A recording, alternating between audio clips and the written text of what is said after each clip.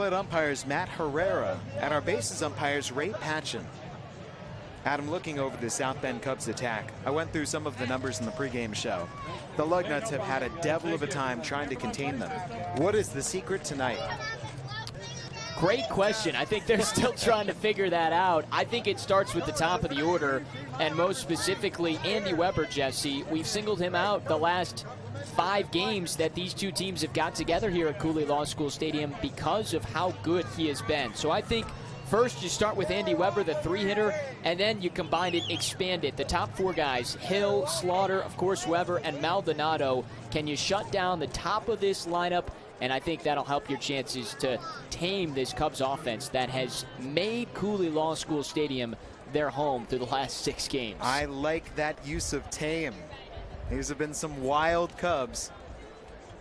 The left-handed batting Darius Hill stands in. Let's get this ball game underway. The first offering. That's a fastball up high for ball 1. At 7:07 p.m., we are underway from Lansing, Michigan. The right-handed throwing Fitz Stadler. 1 ball and no strikes to Hill. He lets it fly. Down at the knees for a called strike, according to Matt Herrera. Darius Hill so far is 4 for 12 in 3 games as a member of the Cubs. 3 singles, a double, 1 walk, 2 strikeouts. Here's the deal.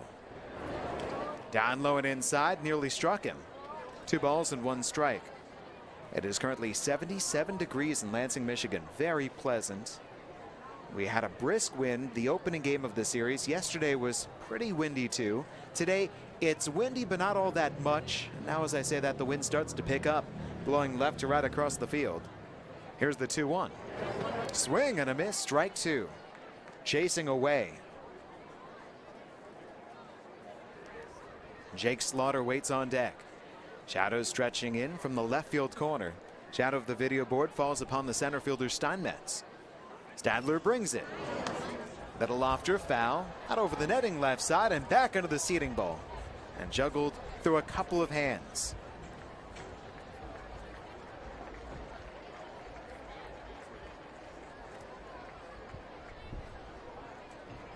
Stadler has his sign. Again the 2-2. Hill takes inside. 3 balls and 2 strikes. Just underway from Michigan State Capitol. Third baseman Lantigua a little bit off his line. Second baseman Talley is playing back on the grass. The outfield is shallow. The 3-2. Line foul back to the netting on the left side. We stay right here. That swing and approach, beg your pardon, Adam, that felt to me like a softball style. You know, a leadoff hitter in softball, you run up, you slap at it, you go. Payoff pitch from Fitz. Hill swings, finds a base hit to right field.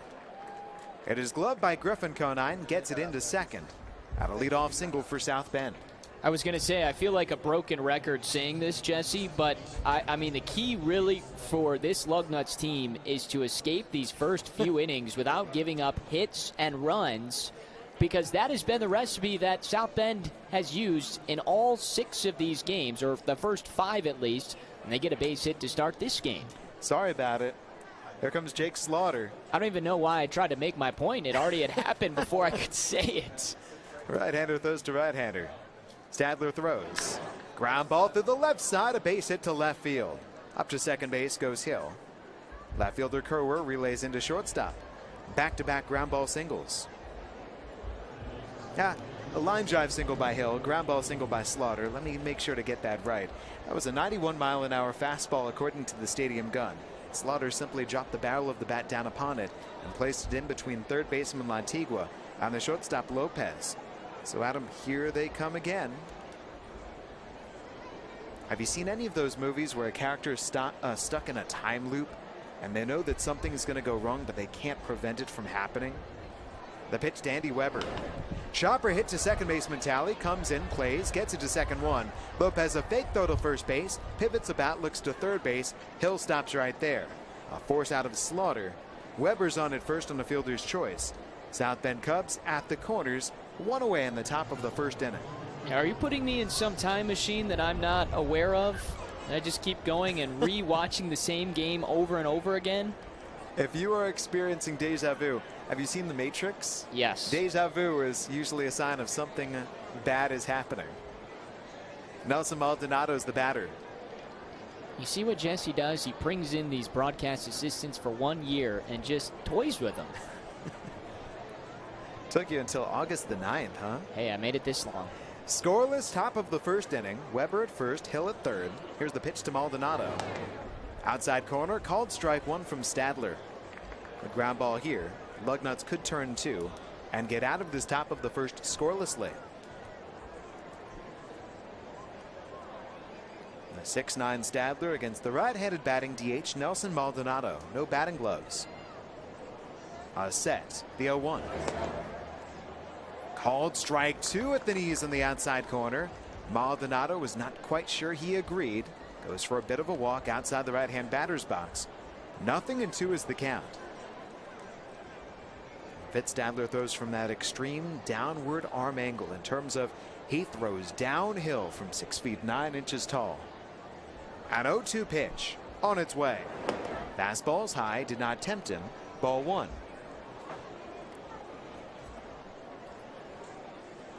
Nelson Velasquez is on deck. This is the back-to-back Nelsons for the South Bend Cubs. Leadoff single Hill, single by Slaughter. Fielder's choice grounded into by Weber. Weber at first, Hill a couple of steps away from third. No score. Stadler throws a 1-2.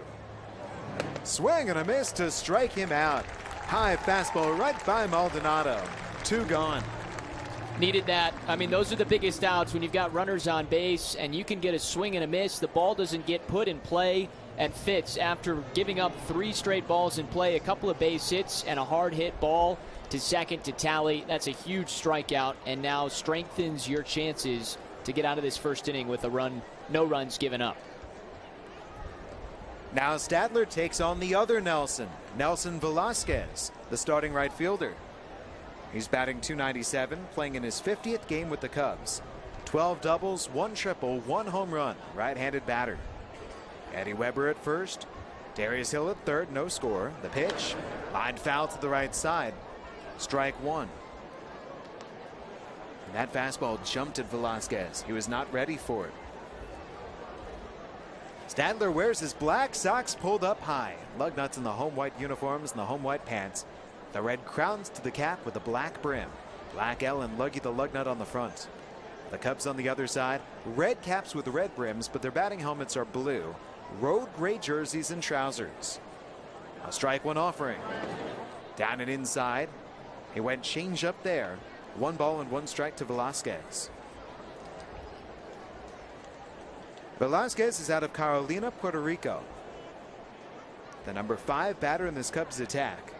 It has gone single, fielder's choice, and strikeout. Stadler trying to keep them scoreless. He sets, nods, throws. Strike 2 called on the outside corner on another Stadler fastball.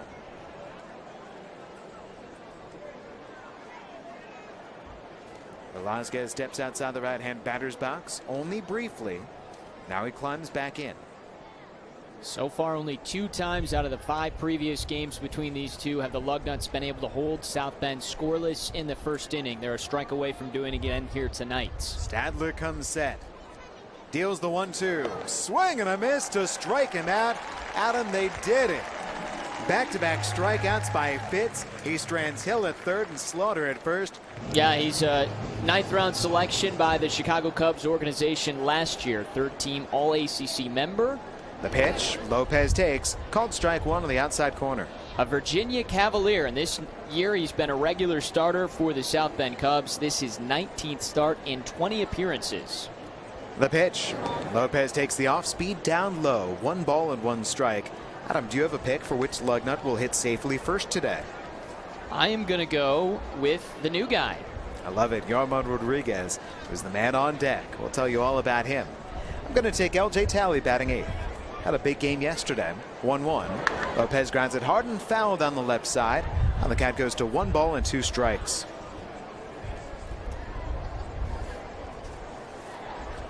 Yesterday, Lopez was 1 for 4. You know what that 1 hit did? The pitch, breaking ball hangs up and inside, 2 balls and 2 strikes. That was not a rhetorical question. Oh, I'm supposed to answer that. That one hit for Otto extended his hitting streak. Yes, I was like, it was a single. What do you want? Here's the pitch. Lopez swings and bounces it foul to the left side. Otto is right now in a 3-way tie for the longest hitting streak on the team. Griffin Conine, Reggie Pruitt, and now Otto. The other 2 hitting streaks are done. Otto has hit safely in 11 straight games. I don't know why, but I turned over my card. I was looking like, what did he do on that hit? Here's the pitch.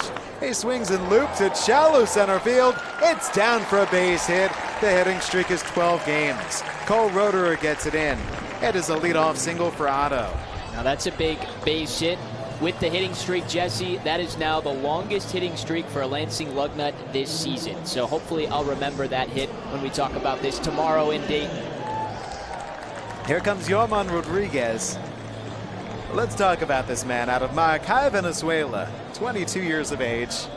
Adam, his hitting numbers were simply sterling as a member of the Vancouver Canadians. Yeah, he's been great, and he's been down. He's a 22-year-old. Signed as an international free agent, but he's been down there with Vancouver for 3 seasons now and up with the Lugs. The pitch to him, called a strike in the outside corner. 0-1. Lopez is at first base. There's nobody out. Bottom of the first inning. And Lansing and South Bend, no score. Rodriguez was signed as an international free agent all the way back in 2014, 5 years ago. Right-hander throws to right-hander. The pitch from Casey. Swing and a miss. No balls and 2 strikes. Typically, Jesse, when we're talking about international free agents, they make it to Lansing much sooner than 22 years old. We're usually seeing them at 18, 19, 20, but 22, it's a little bit late. He had some injuries that he faced, and he's bounced around down at the lower levels. Good to see he had a great start to the year and now up with the Lugnuts. Lopez a threat to run at first. The 0-2. Ground ball right back to the pitcher, Casey. Throws to second one. Andy Weber to first in time. A double play. It goes 1-6-3. The pitcher, Casey, to the shortstop, Weber on the pivot, and then it finished off with Fidel Mejia at first base. 2 outs, nobody on. No score last of the first for Gabriel Moreno.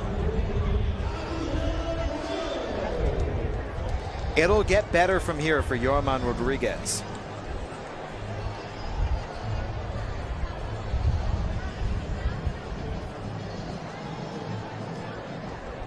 Moreno, a right-handed batter, homered yesterday. Casey winds and throws. Up and inside. 1 ball and no strikes. That home run for Gabriel was his 20th of the year. The pitch is on its way. Moreno grounds it left side. Shortstop Weber deep into the hole in the backhand. He throws. He pulled his first baseman off the base. Mejia tried the swipe tag and he missed Moreno. Gabriel is safe. The official score has ruled error on the shortstop Weber.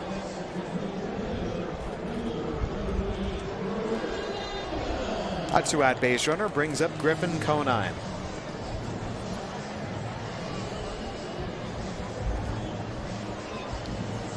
Conine, the left-handed batting right fielder. 0-0, bottom of the first inning. His batting average .277 in 58 games. The key number with Griffin is always 17 home runs, tied for second most in the league. Short lead from Moreno at first, held on by Mejia. First pitch. Conine grounds it right side. Second baseman Slaughter to his right. Off his glove, picks it up, has no play. Conine is on. Moreno moves up to second base. Well, they had that nearly played perfectly. The shift to pull Griffin Conine to the right, and it hit the backhand of Slaughter. Now, he did have to move a couple of steps to his right, and it took it a while to get out to him. So I would say base hit here from Conine. That's what I would assume. And the official scorer agrees with you. Conine a single. 2 runners are on for the Lansing Lugnuts. 2 men out, bottom of the first, no score. Here's the right-handed batting, Rafael Lantigua. Right-hander Casey looks back, then throws. Breaking ball called a strike in the outside corner. Well, how about the potential chance to flip the script? You hold South Bend when they get runners on in the top of the first from scoring, and now a chance to take the lead early in the bottom of the first. Casey deals. Lantigua swings. He elevates it to right field. This should be a routine for Velasquez coming in. He's under. He makes the catch. And the Lansing Lugnuts do not score as it turns out. Stadler first against the left-handed hitting center fielder Cole Roederer. Batting sixth in the Cubs order. Hitting .221 in 89 games. Stadler winds up. Lets it fly. That's too high. 1 ball and no strikes. Looked like he tried a first pitch changeup.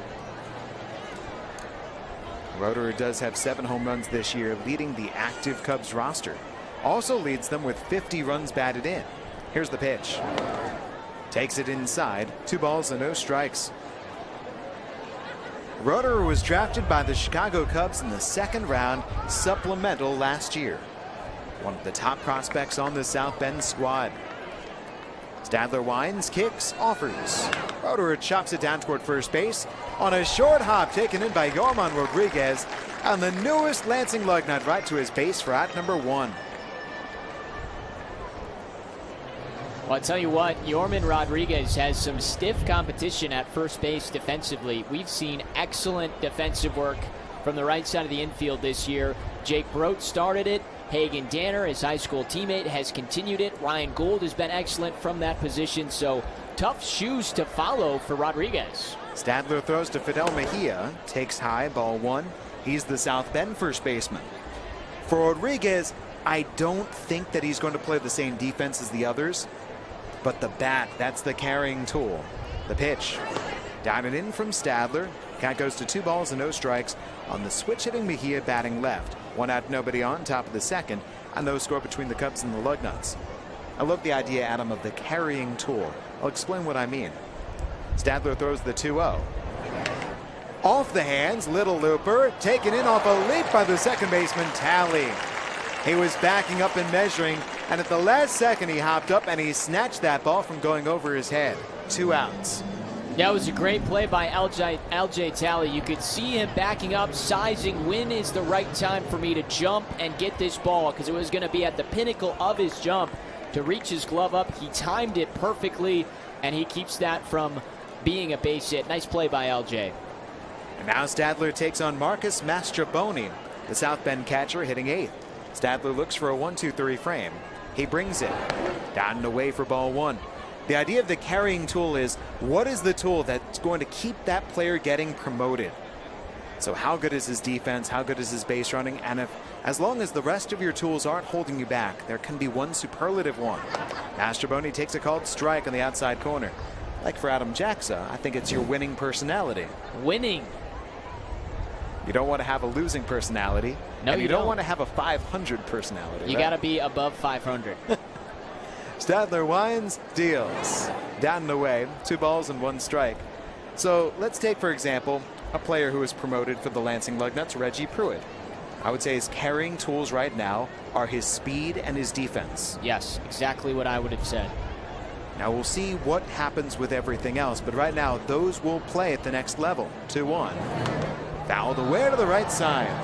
By play, what we mean is they'll show up. Reggie shows up in Dunedin, and immediately his defense is going to be plenty good enough, and his base running is going to be plenty good enough. And the way you move up and get to the major leagues, you continue to sharpen those tools you have and hopefully add some of the other tools like a hitting. Get that a little bit better. Sharpen everything until you're ready to move up to that major league debut. Time is called at home plate by Mastroboni. 2 balls, 2 strikes. 2 outs and nobody on the top of the 2nd. No score. Stadler throws to the Cubs catcher. Ground ball right side. Second baseman Talley ranges left, snatches it up, throws to first for out number 3. Side retired. Stadler is set down 6th in a row. It begins with Kerwer, right-hander against right-hander, to get the home 2nd inning going. Tanner had the day off yesterday. His batting average is .269 in 31 games. Of his 29 hits, he has 26 singles, 1 double, 1 triple, and 1 homer. Lets you know his game. Casey winds and throws. Just missed inside. Ball 1. 87 miles per hour here on the stadium gun. The third baseman Vasquez is in, leery of the bunt. The kick, the toss. Takes it high. 2 balls and no strikes. Tanner Cower is no longer the only Canadian on the Lansing Lugnuts roster. Will McAffer's back with the team. A 2-ball pitch. Chopper pulled foul down the left side and picked up by his third base coach and manager Dallas McPherson. 2 balls and 1 strike on Kerwer. McAffer was down in Peru. The Pan American Games were going on. He was representing Team Canada, which made it all the way to the championship game. The pitch, down and away, 3 balls and a strike on Kerwer. Now, as it turned out, Canada had to settle for the silver medal. They were defeated by Puerto Rico, but still, silver medal, that's pretty good. McAffer had a big smile on his face. The pitch, ground ball this time pulled fair down the third base line to third baseman Vasquez, but wait just a second, Kerwer never ran. Vasquez throws to first. Bases umpire Patchen says you're out, and Kerwer now is going to argue this with the home plate umpire Herrera. Kerwer is arguing, I believe, that was a foul ball. He went maybe 1/10 of the way down to first base. Now his manager Dallas McPherson takes up his case. And the Lansing Lugnuts have won this. The 2 umpires will confer. And bases umpire Patchen barely came toward the home plate umpire Herrera. Herrera turned back around, and Kerwer is out to open up the bottom of the 2nd inning. Wow. Yeah, he just stopped running, but I think that's because he thought that the ball hit off of him, and that's unfortunate for the Lugnuts. Now the batter's Jake Broad. If you're the umpiring crew, whether you're Herrera behind home plate or Patchen all the way down the right field line, and you don't see it, there's nothing they can do to help out Tanner. Right, and that's why they tell you to run it out, but you can understand from Kerwer, the ball hit off him. Jake Broad, first pitch taking, called the strike in the inside corner. Change up from Casey. 1 out, nobody on. Bottom of the 2nd, we are scoreless. Casey winds and throws. Breaking ball, skied in the infield. Casey turns around, vacates the mound. First baseman in, Mejia makes the catch. 2 outs. By the way, in talking with Will McAffer about Puerto Rico, yes, in a couple words, he just goes, man, they're loaded. So good. There was one specific name that I recognized on that gold medal winning Puerto Rican team. A left-hander named Efrain Nieves, who pitched here for the Lansing Lugnuts. I was glad to see him get the gold. Now the left-handed batting LJ Talley. First pitch. Casey misses down and in. 1 ball and no strikes on the off speed. I mean, it's a win-win, right? Those 2 play in the championship. One of them's going to have to win a gold. The other gets a silver. That's right. The windup, the toss. Talley hits a high bouncer down to first base. 1 big hop from Mejia, accepting it. Steps on his base, keeps on jogging back to the third base side dugout. The Lugnuts go down in order. 9-1-2 against Fitzstadler in the 3rd. It starts with Luis Vasquez, the 9-hitter, in the box from the right side. First pitch from the 6'9" righty is on the outside corner for strike 1. Vasquez wearing number 9 on the back of his gray uniform for the Cubs tonight. Or number 18, rather. The second pitch flies away. 1 ball and 1 strike. Slender frame, 6'1", 165-pound, 19-year-old out of Puerto Rico. Third pitch, swinging, it's on the ground towards the third base side. Backhanded in foul territory. Rafael Antigua, long throw is up the line at first, and that most likely will be a base hit for Vasquez, as it was an extremely difficult play for Lantigua. Pulled him like 3 or 4 feet to the left of third, and with Vasquez's speed, not much of a chance. But it looks so easy when Manny Machado does it. Well, Manny Machado is one of the best in the game at doing that, Jesse. That is ridiculous. That's one of those plays where he could not have placed it any better. As Lantigua tried to right himself and find his footing, how many feet was he away from the third base chalk? Oh, it was like 4 or 5 feet. That ball carried him a long way. Here's Darius Hill now, base hit to open this game. First pitch is wide. That's the tough part now. You let the 9-hitter and Vasquez reach. Now you turn it over to this top of the order that has been potent for South Bend in this series. Cubs winning yesterday 8-4, forcing a rubber match today. Righty on lefty. The pitch. It's outside. 2 balls and no strikes. And this was a theme in that last half inning for Stadler. 3 straight batters he got behind. 2 of them he got behind 2-0, but he had a 1-2-3 frame. He's behind 2-0 to Darius Hill. The 6'9" righty, set from the chest, throws. And that's up high, 3 balls and no strikes. Hill had a double and a walk and run scored yesterday, and then had 2 singles in the series opener with a run scored. Again, the top of this order has had their way with the Lugnuts since coming to town on Wednesday. A couple of high-scoring games. 3-0. That is down low, ball 4. First walk tonight given up by Fitz Stadler, and the first 2 have reached in the 3rd inning. That is the wrong player to walk as well. And now you have Jake Slaughter coming up. So the first 2, Darius Hill, Jake Slaughter, each with singles in that 1st inning. Stadler was able to leave them both stranded. Now what will he do with the first 2 reaching in this 3rd inning with Slaughter, Weber, and Maldonado due up? The heart of this Cubs order. No score in the top of the 3rd in this series finale. Quick 3 games at home, and then Lansing tomorrow heads down to Dayton, Ohio for the weekend.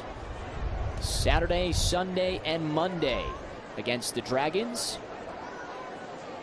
The first pitch to Slaughter. Swing and it's bouncing foul, 3rd base side. Jake Slaughter, 6'3", 200-pounder from West Monroe, Louisiana. 18th round selection last year. He has consistently been at the top of this order in this series. The 2-hitter yesterday had a couple of hits and an RBI, a run scored, and a base hit, a run scored, and an RBI the day before that. Again, production at the top of this order. Stadler with the 0-1. Curveball slides in, and it's 0-2. Adam, look over Jake Slaughter. 6 feet 3 inches tall, 200 pounds. What position would you say that he played if you didn't know any better? 6'3", 200. He almost looks like a catcher or a first baseman. Exactly. He was a first baseman, and he's listed as a first baseman in their notes, but he's only played second in this series. Drop him in where you can to make sure his bat gets an opportunity to showcase itself. The 0-2. Fastball, close miss. Good pitch from Stadler off the edge of the plate, and it's a ball and 2 strikes. I was talking with the broadcasters for the South Bend Cubs, and that has been a bit of their concern, is maybe Slaughter's been playing a little bit out of position. But it's been true, just trying to get the bats in their order. He is there for his offense. Same reason that we're seeing Fidel Mejia play first base, or let's say a Nelson Maldonado DHing. And this is game 7 for him. Only 1 error committed. Talley runs over to second, hoping Stadler will throw over. He doesn't. Steps off. And scrambling back to the bag is Darius or Luis Vasquez. We remember that error. Yes, we do. It was an Otto Lopez ball that went right between his legs, and it led to a couple of runs. Some crucial errors in that first game. The pitch, swing, and it's in on the hands through the right side of the infield, rolling to Griffin Conine around third. Here comes Vasquez. The throw goes to third. 1 hop, it's in time. Lantigua applies the tag, and Darius Hill is gunned out. Excellent throw by Griffin Conine, and Buddy Bailey, the manager and current third base coach, is giving it to the bases umpire, Ray Patchen. He can't believe he called him out, or he might be disappointed that Patchen made the call from the right side of second base. He didn't have time to get over to third, so he was a good distance away, and he made the out call. I wonder if that's a play, that ground ball. Second baseman Talley's right up the middle of the diamond. If that's the first baseman's ball. But Rodriguez vacated immediately to run over to his bag in case Talley could get there. Talley was not going to have a chance. But what a throw by Conine. Another assist for Conine. In the meantime, South Bend on the board 1-0 on the RBI single from Jake Slaughter. 9-5 putout on the assist from Griffin as he continues to showcase his arm this season with the Lugnuts. It was a very awkward rolling ball to the right side. Andy Weber, second pitch, slices it foul off the netting, third base side. And it's 1 ball and 1 strike. As the ball was going through, it did look like Rodriguez left instead of trying to go play the ball. And Talley didn't really give it much of a chance either.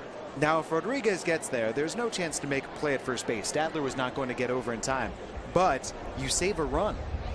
It's almost like the parting of the Red Seas with the first and second baseman. They ran away from the ball. The 1-1. This one runs to the left of Talley, gets the glove down, but it pops out into right center field. He'll have no play as he gathers off the hop. He was running to his left, got the tip of his glove on it, and when he went to bring his glove up, the ball caromed out and ran a couple of feet away from him, so everyone is safe. First and second, one out. LJ Talley realized he was going to have to do something extraordinarily difficult. He was going to have to glove that ball, somehow plant and throw it to second base to get the out on the lead runner slaughtered. That's what he's thinking about in his mind. And Adam, he never grabbed the ball cleanly. So he simply rushed himself through the process.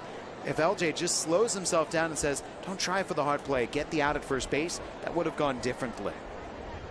So it's an E4. First pitch is bounced over to Talley, right at him. He'll flip to second. Lopez has it back to first. It's a double play. That looks much better from LJ Talley.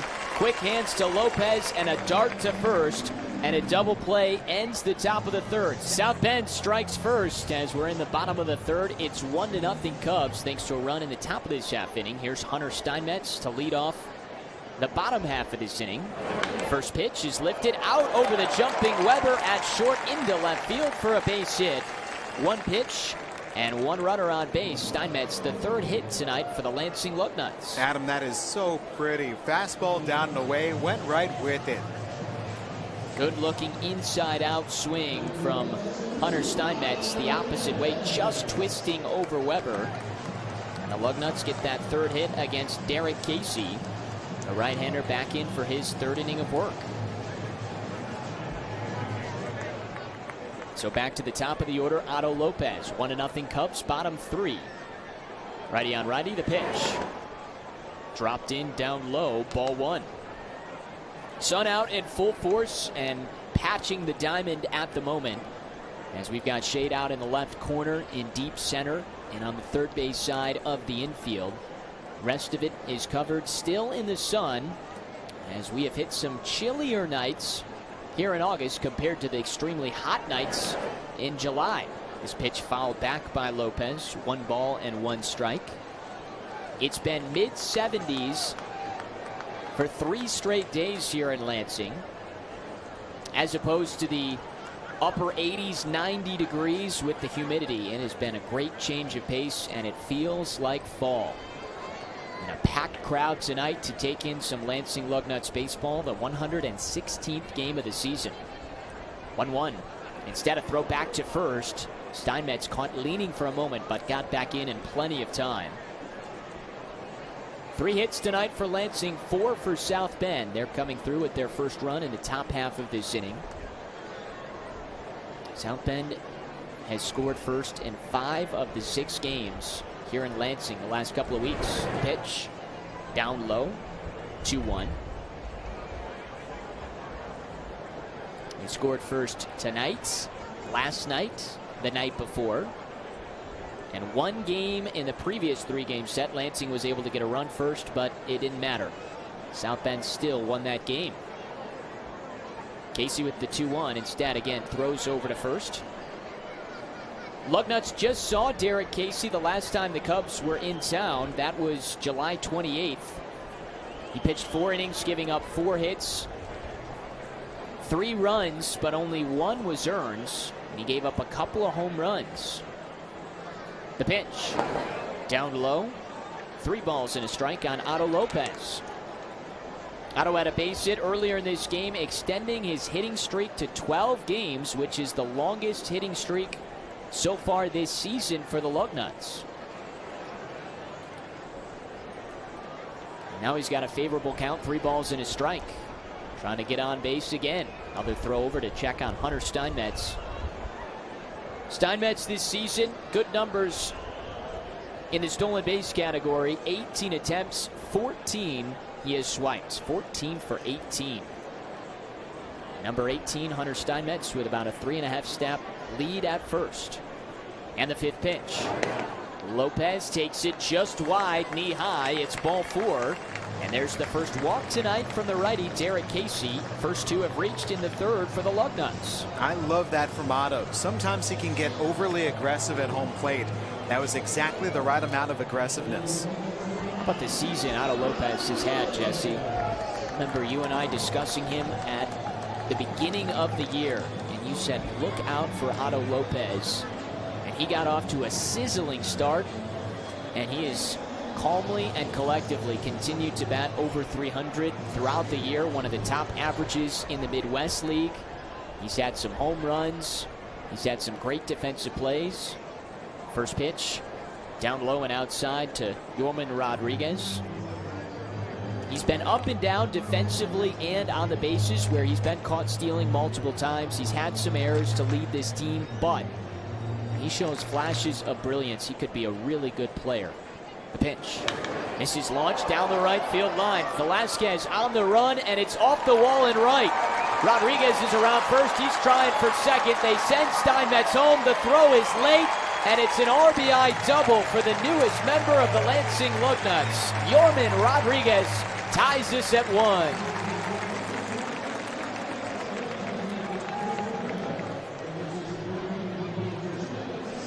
How about that swing from Rodriguez, showing you the strength? He launched that ball the opposite way down the right field line, punched it off the base of the wall, and scrambled into second base. And the Lugnuts, after giving up a run in the top half inning, have had the first 3 reach against Casey, a single, a walk, and now an RBI double. Rodriguez, you can stay as long as you would like. Tell you who else was scrambling. Otto Lopez was right on Steinmetz's heels. There's the third base coach, Dallas McPherson, ready to lasso him back to third. First pitch to Gabriel Moreno is in for a called strike. 1-1 our score in the bottom of the third. Rodriguez grounded into a double play in his first at bat, and he said, wait a second, that's not what I typically do. The pitch, swinging a bouncing ball, hit towards third, and Lopez caught in a rundown. Vasquez chases him down the third baseline. Now to Mastroboni, running him back to third. Lopez dodges him, but he's out of the baseline and immediately called by Matt Herrera as an out. In the meantime, the Lugnuts get Rodriguez to third, and Moreno scrambles up to second. There's one out. That is not great base running by Otto. It's a ground ball right to the third baseman, and you're the runner at third base. You've got to go right back to the bag.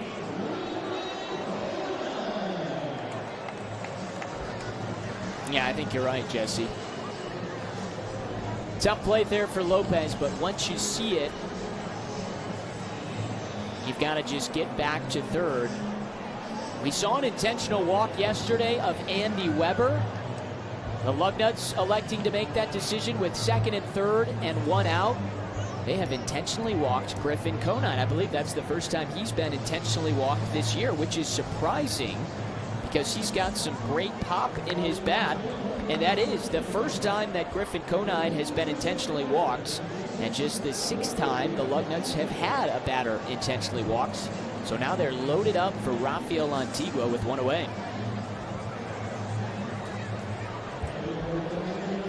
What do you think of that decision? I am anti-intentional walk in general unless it gets into the 8th, the 9th, the 10th innings.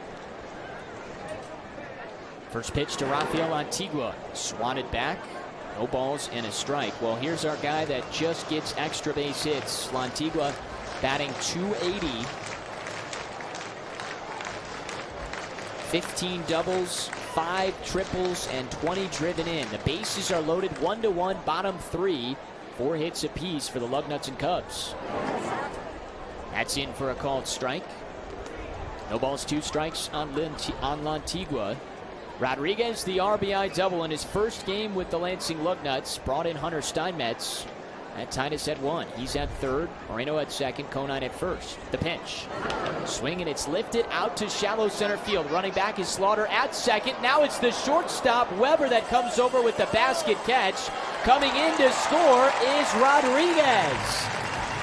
He tagged up because he saw it was a running grab from Weber, and he would have to turn his body and throw back in.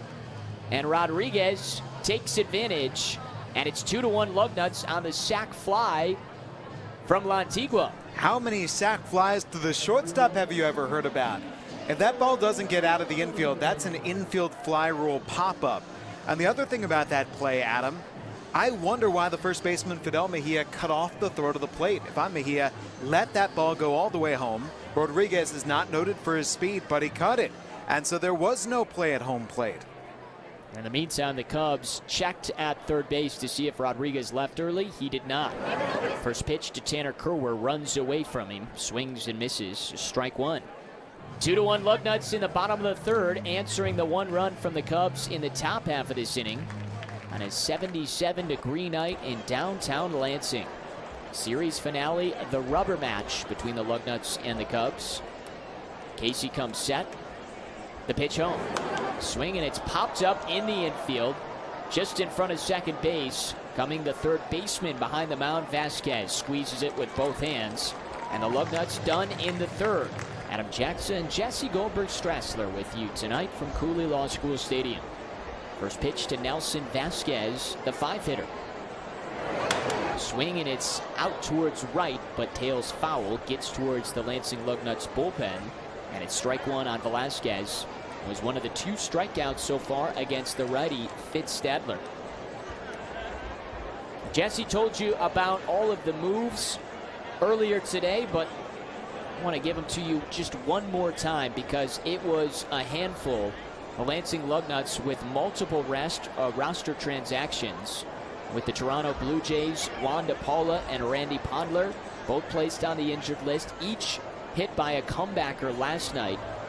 DePaula took a bounce and reached out his hand to stop one. Pondler took one straight off his back. Second pitch to Velasquez. Swing it, it's on the ground. Talley to his right, backhands it, stops, sets, throws to first, chest high for Rodriguez. Nice looking defensive play from Talley, 1 out in the 4th. So both Pondler and Juan DePaula on the 7-day IL. The Lugnuts catcher, Hagen Danner, that's been with them since opening day. He's been transferred to short season A Vancouver. And of course, the Lugnuts getting in place of him, Yorman Rodriguez, up from Vancouver as he makes the start tonight at first base. He's got an RBI double in his second at bat. Here's Cole Roederer. Squares to bunt, puts it down the third base line, but tails foul. And it's strike one. And then a couple of pitching moves. Juan Nunez has been promoted back here to Lansing from Vancouver. He was initially in Vancouver, promoted up to Lansing to begin the second half. Joined the team in Dayton for that first series in the second half. Went down, now back up. The 0-1. Little bit wide, 1 ball and 1 strike. And finally, Will McCaffer, who was on the temporarily inactive list because of the Pan Am Games participation. He is back with the Lugnuts. The 1-1. And that is on the outside corner. So take off Hagen Danner, deactivate Randy Pondler and Juan DePaula, add Yorman Rodriguez, add Juan Nunez, and activate Will McCaffer. Just some slight movements within the roster on this Friday night. Here's the 1-2. Fastball way outside, 2 balls and 2 strikes. And Jesse, you were tasked with getting those within the hour of first pitch, and you got them all taken care of, got the new rosters handed out, and made sure everybody here at the ballpark was aware of all of the roster moves and transactions the Toronto Blue Jays made. The 2-2. That's a little bit wide. Good pitch, but it's 3 balls and 2 strikes on the lefty, Cole Roederer. A lot of people don't know what goes into that. Jesse, just from pulling back the curtain, you get an email from the Blue Jays, and whenever you get that email of a roster transaction and transfer move, 3-2, swinging, it's fouled back off the netting. That is the Toronto Blue Jays from the top, telling us all of the moves that have happened in the organization. So all the way up from the Blue Jays down here to Lansing and every other team in between in the organization. If there's a Lansing Lugnuts move, then Jesse and we have to somehow handle getting rosters updated. 3-2, swinging a bouncing ball to second. Talley again off the dirt, scoops it up, throws to second. 2 up, 2 down on a couple of ground outs to the second baseman, LJ Talley. Top 4, 2-1 Lugnuts here at Cooley Law School Stadium. So that's a little bit that goes into it. We're preparing for a game, but when you have this many roster moves, you got to get those handled and get those to both the Lugnuts coaching staff, the South Bend coaching staff, new rosters delivered to all the media members. There's a lot that goes into it. Here's Fidel Mejia. Switch hitter takes a strike on the outside corner, but you got it all done. Speaking of media members, while I was doing that, Adam was playing media relations because we have Emily Walden here from The Athletic and ESPN. Here's the 0-1 pitch. And that's a little bit wide. 1 ball and 1 strike. A busy Friday. Packed house at Cooley Law School Stadium. And changes and happenings going on here at the ballpark. But all taken care of just in time to enjoy the series finale between the Cubs and the Lugs. The 1-1. Darts inside. And it's 2 balls and a strike. Well, Fitz Stadler gave up a run in the third. But that has been it so far. 1 run on 4 hits, and he's looking for his second 1-2-3 inning. He had one in the second. 2-1. Reached out and fouled back off the net by Fidel Mejia. 2 balls and 2 strikes. All 3 runs so far coming in that third inning. 2 from the Lugnuts, 1 from the Cubs. Stadler, that 6'9" frame. So tall up there on the hill in the middle of the diamond. Turns his high black socks and kicks. And the pitch is down low. 3 balls and 2 strikes.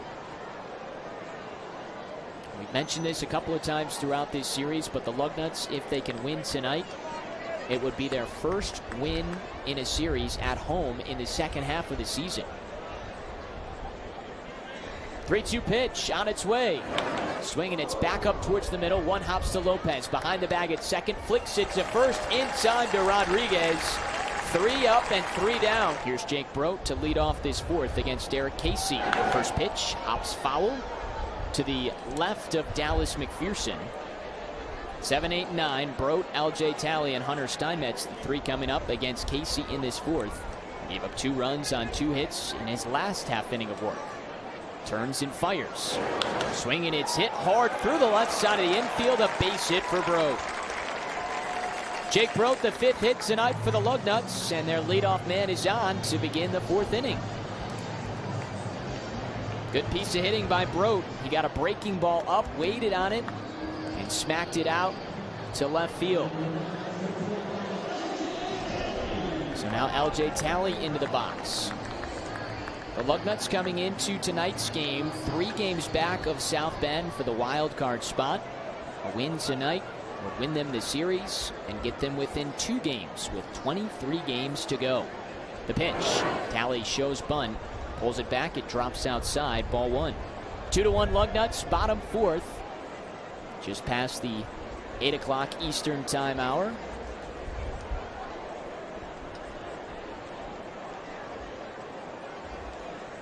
The pitch.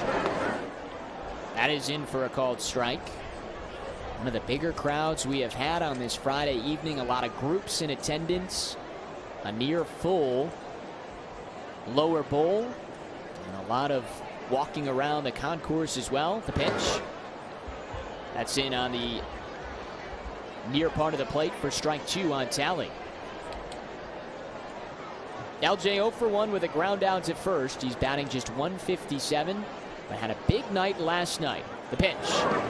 Breaking ball called strike 3. It was a great pitch from Derek Casey. And there's the first out of this 4th inning. That's his first strikeout. The Lugnuts have been putting everything in play, but that was a nasty breaking ball on the outside corner to the lefty Talley. Now here's Hunter Steinmetz, who attacked the first pitch he saw in his at-bat in the 3rd. Take a base hit the opposite way. The pitch home. Down low, and that skips behind the catcher, Marcus Mastroboni. Brote is up to second. And that'll be a passed ball on Mastroboni. So good recognition by Jake Brote to get to second. Hunter Steinmetz climbs back in as he sifts through the dirt with his left foot in the left side of the box. Steps out for a moment and now slowly enters. Left foot followed by the right. Black socks pulled up. White pants tucked in under the knees. White jersey tucked into those white pants with a black belt around the waist. The pitch. Down low. And it's 2 balls and no strikes on Steinmetz. Hitting .234 with a couple home runs and 17 RBIs. Steinmetz 5'8", 175 pounds. Casey set and delivers. Up high and inside, and it's 3 straight balls to the 9-hitter, Hunter Steinmetz. He's been playing the majority of center field now that Reggie Pruitt has been promoted to Dunedin. Reggie was the everyday starter, but now Steinmetz has taken over that spot, and his bat has perked up as well.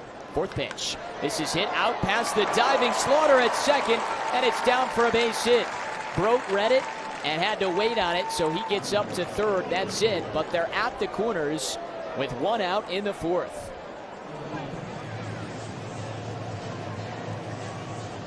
Steinmetz had the go-ahead to swing on 3-0, and he took advantage, just getting it past Slaughter at second.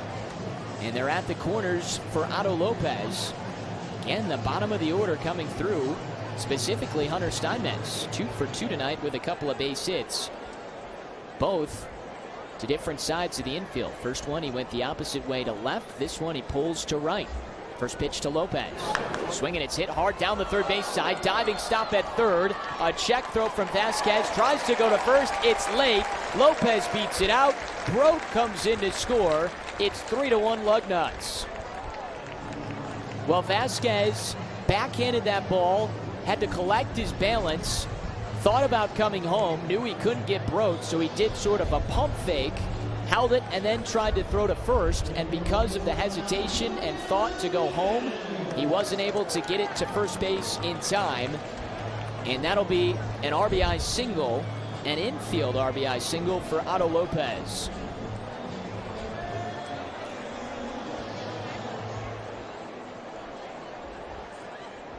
So now here's Yorman Rodriguez with runners at 1st and 2nd. The pitch. Swinging, it's chopped foul, 3rd base side. No balls and a strike. In his Midwest League debut, Yorman Rodriguez out of Venezuela, the 5'10", 190-pounder. Yorman Augustine Rodriguez, 22-year-old, coming up from Vancouver. The pitch. That's down low, and it's 1 ball and 1 strike. Steinmetz at 2nd, Lopez at 1st. 3 hits for the Lugnuts in this 4th inning after they had 2 hits and 2 runs against Casey in the 3rd. They gave up a run to South Bend in the top of the 3rd. They've come back with 2 runs in the bottom of that half inning, and now 1 here in the 4th. 3 unanswered. A 1 ball, 1 strike count to Yorman Rodriguez. The right-hander settles in. Casey set. The pitch. Swinging, it's cranked foul down that 3rd base line. A good swing. You can see the power behind Rodriguez's bat. How about his numbers through the first 40 games of the season with short season Vancouver? .369 batting average, 21 RBIs with 4 homers, 2 triples, and 6 doubles, and only 12 strikeouts and 157 at-bats. Those are staggering numbers. A guy that puts the ball in play, hits for power, hits for average, and does not strike out often. Dallas McPherson, a welcoming sight. The pitch, bouncing ball, foul again down the 3rd base side. It remains 1-2. Now the Lugnuts have had a pretty solid offense throughout the 2019 season. We've seen bats like an Alejandro Kirk, a Jordan Groshans, have had Otto Lopez all year long, have had Gabriel Moreno for the majority of the season. The addition of Griffin Conine. Yorman Rodriguez, just the next bat that should deliver some punch to this offense. The pitch, outside off the dirt. 2 balls and 2 strikes. And you put Yorman Rodriguez tonight in front of Moreno. That's 2 guys that do not strike out very much, hitting in the 2 and the 3 hole. And that's behind an Otto Lopez, a guy that doesn't strike out much. So a nice 1-2-3 punch tonight. 2-2. Down low, 3 balls and 2 strikes. And then behind those 3 batters, yes, you've got a little more chance of a strikeout with Conine, but he supplies the raw power. This could be a fun lineup and a fun top of the order to follow the rest of the year if Rodriguez continues his good hitting ways like he did in Vancouver to start 2019. 3-2 payoff pitch.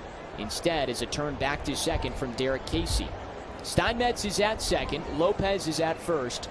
Lugnuts in front 3-1 in the bottom of the fourth with one out, and they're looking for more.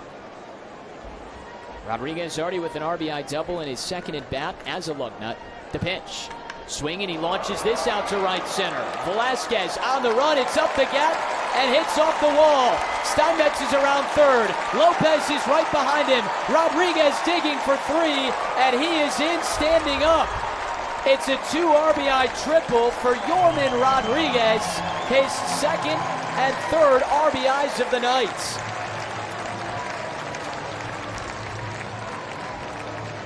I think that the folks here in Lansing are loving having Yorman Rodriguez around. A double and now a triple. 2 more runs have come in, and it is 5-1 Lugnuts, a 3-run fourth inning. He was feeling frisky over there at third base too. Dallas McPherson had the stop sign out, and there was Yorman itching to try for home.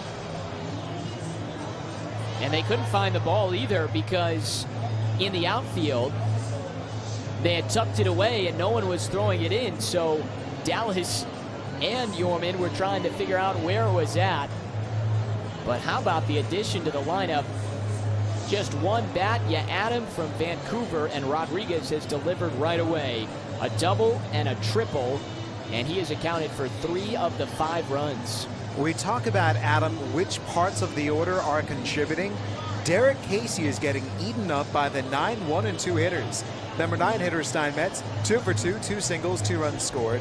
Leadoff man Lopez, 2 for 2, 2 singles, 1 walk. He's scored a run. And now you've got Rodriguez with the double, with the triple, with 3 ribbies. And so far he's scored 1 run, 90 feet away from scoring a second. I mean, Jesse, how potent is the top of this offense? This is just one game. It's a small sample size, but 3 guys at the top, Lopez, Rodriguez, and Moreno, that typically put the ball in play and all are capable of hitting for pop. And then you have Griffin Conine, the home run leader in the Midwest League, hitting 4th. First pitch to Moreno. That's down low. That's a nice top of the order. Moreno is yet to join the party. He's 0 for 2 today. We'll see if he can drive in a run. Infield is in with 1 out. 5-1 Lugnuts. The pitch. Swing, and this is launched high out to right center field. Velasquez is over, timing it up. This should be deep enough. Makes the catch. Rodriguez will come in. The throw towards the plate is late.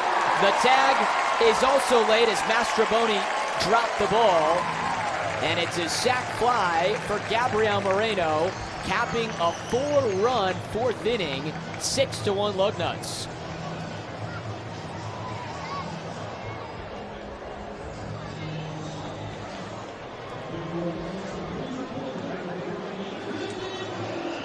And now it's Griffin Conine.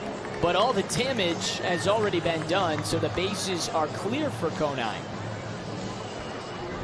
That could be troublesome for Derek Casey. You don't want to relax here and give Conine a gopher ball. Shift is on for the lefty. First pitch, elevated, ball 1. 4 hits and 4 runs for the Lugnuts in this 4th inning. The pitch, down low. 2 balls and no strikes on Conine. The current home run leader in the Midwest League, Will Benson, has 18. He was promoted a month ago. 2-0 outside, actually say months ago, as he went up after the All-Star break. Conine now with 17. A 3-0. Swing, and this is hit hard foul. Dave Pano, the first base coach for the Lugnuts, skips out of the way.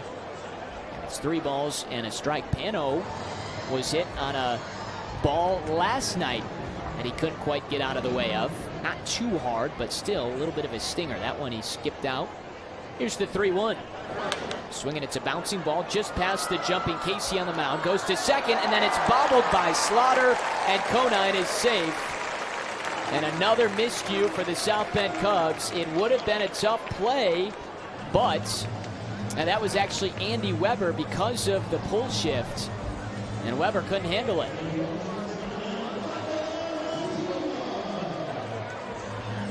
Six to 1 Lugnuts in the fourth, and things just continuing to worsen for the Cubs as that's gone up as an error. Yesterday was the fourth inning that tilted the game in South Bend's favor. Today, it's gone the opposite way. That's the second error today on Weber. Here's Rafael Antigua. Pitches low and inside. And you're right, Jesse. It was a 7-run fourth yesterday for the Cubs. Today, a 4-run fourth for the Lugnuts after they scored 2 in the third. They've scored 6 straight. The pitch home.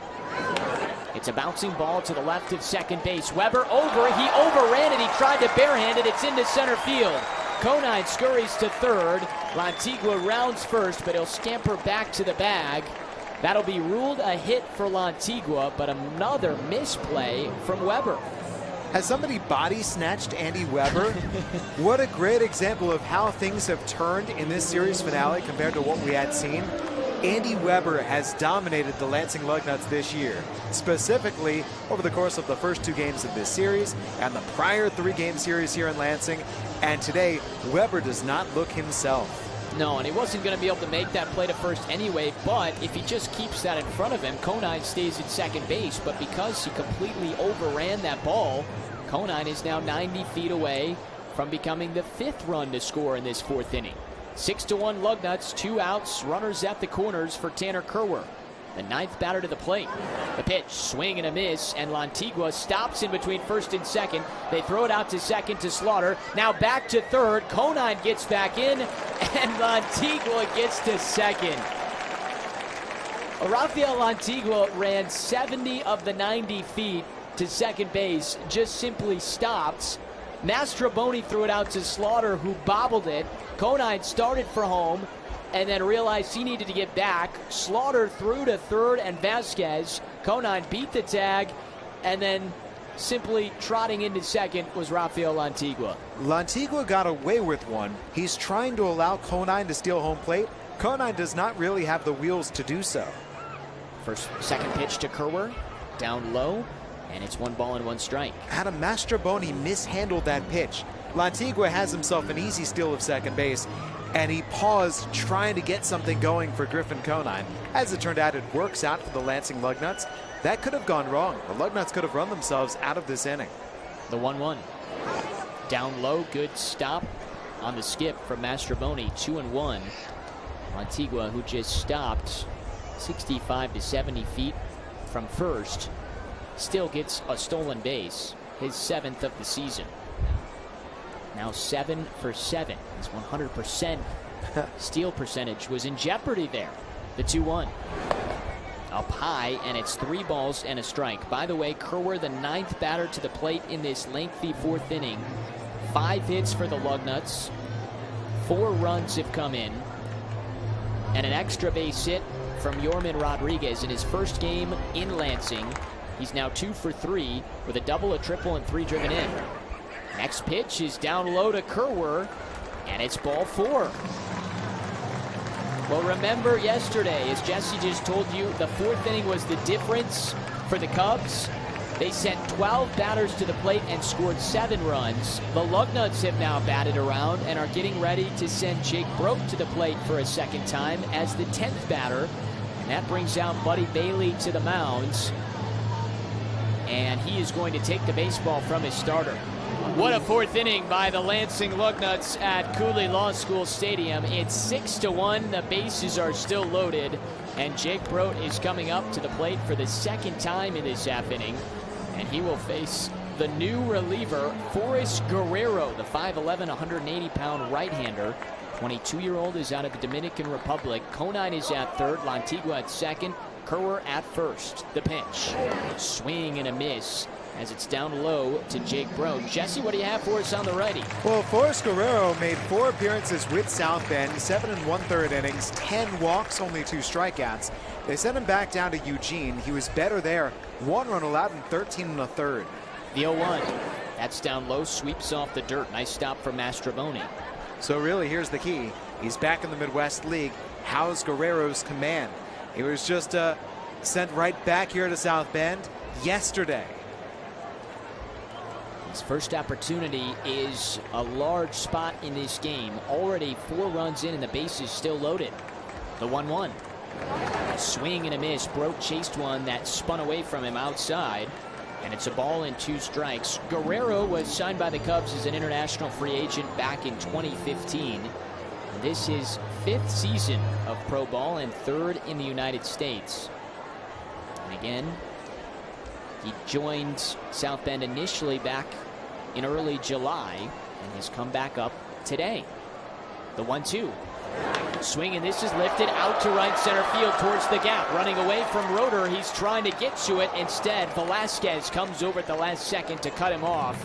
A big swing from Jake Broad, but it's the final out of a lengthy 4th inning. Marcus Mastroboni to start things up. Luis Vasquez is on deck, and then Darius Hill, 8-9-1 against Fitz. Right-hander kicks and throws. Breaking ball just missed inside. 1 ball and no strikes on Mastroboni. A right-handed hitting catcher for South Bend, batting 8th in the order. 0-for-1 with a ground out to L.J. Talley at second, his first time. Stadler winds, releases. Fastball's high, 2 balls and no strikes. Well, how about that turn of events? I gave the call of the game over to Adam in the top of the 3rd inning with the game scoreless. What Adam saw was the Lugnuts scored 2 in the 3rd and 4 in the 4th after the Cubs scored 1 in the top of the 3rd. Here's the pitch. That's a called strike at the knees to Mastroboni. The Lansing Lugnuts offense knocking out South Bend Cubs starting pitcher Derek Casey. He went 3 2/3 innings, allowing 9 hits, 3 walks, and 6 runs. The deal. Low, no, called a strike at the knees. And the count is even to Mastroboni. Casey struck out just 1.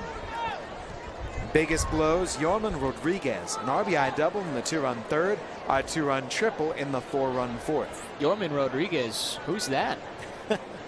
I'll tell you, when we go to Dayton, they are going to have a reaction. The 2-2. Golfed right in the air to the 3rd baseman, and it's put away by Lantigua. Line out for out number 1. Yorman Rodriguez, Adam, if you pull up, I don't know, Baseball Reference, any place that has baseball stats, what you will find is there's more than one Yorman Rodriguez in professional baseball. It was a couple of years ago. There was a Yorman Rodriguez who was playing for the Dayton Dragons. Here's the pitch from Stadler. Strike 1 called in the outside corner to Luis Vasquez, batting 9th. 1 out, nobody on. Lansing leading 6-1 in the top half of the 5th inning. Here's the pitch. Outside corner, called strike 2. His name was Yorman Jose Rodriguez. The Lansing Lugnuts now have Yorman Agustin Rodriguez. Stadler throws. Swing and a miss to strike out Vasquez. Good morning, good afternoon, and good night to the South Bend Cubs 3rd baseman. 2 outs, nobody on. Top of the order coming up now at Darius Hill. Yorman Jose Rodriguez made the major leagues. He was a top prospect. Made the majors with the Reds in 2014 after playing for the Dragons in 2011 and 2012. They were told great things. They had problems with his attitude. Now here's the newer Yorman Rodriguez joining the Lugnuts, and everybody just says how much we'll love him. The pitch to Darius Hill. Missed inside, ball 1. Adam, we're loving him already. Yeah, we absolutely are. I mean, after the ground ball double play, he's been phenomenal. That was his first at bat. Stadler winds and deals. Ground ball punched right down to Yorman at first base. Calls off Stadler with the right palm and takes it to the base himself. Side retired. Jason Talley Jr., as you might know him. L.J. Talley leads off the bottom half of the 5th. Lansing Lugnuts leading 6-1 over the South Bend Cubs. Talley, Steinmetz, and Lopez taking on Forrest Guerrero. Here's his pitch. Hit high in the air on the right side. Hit a foul ground the first baseman Mejia. He's near the tarp. And that ball's back into the crowd and bouncing forward. 1 hop, 2 hops, back onto the field. First baseman Mejia turns his back to it, and the bullpen catcher goes over to get it from the Lugnuts pen and gives it to a fan with an underhand.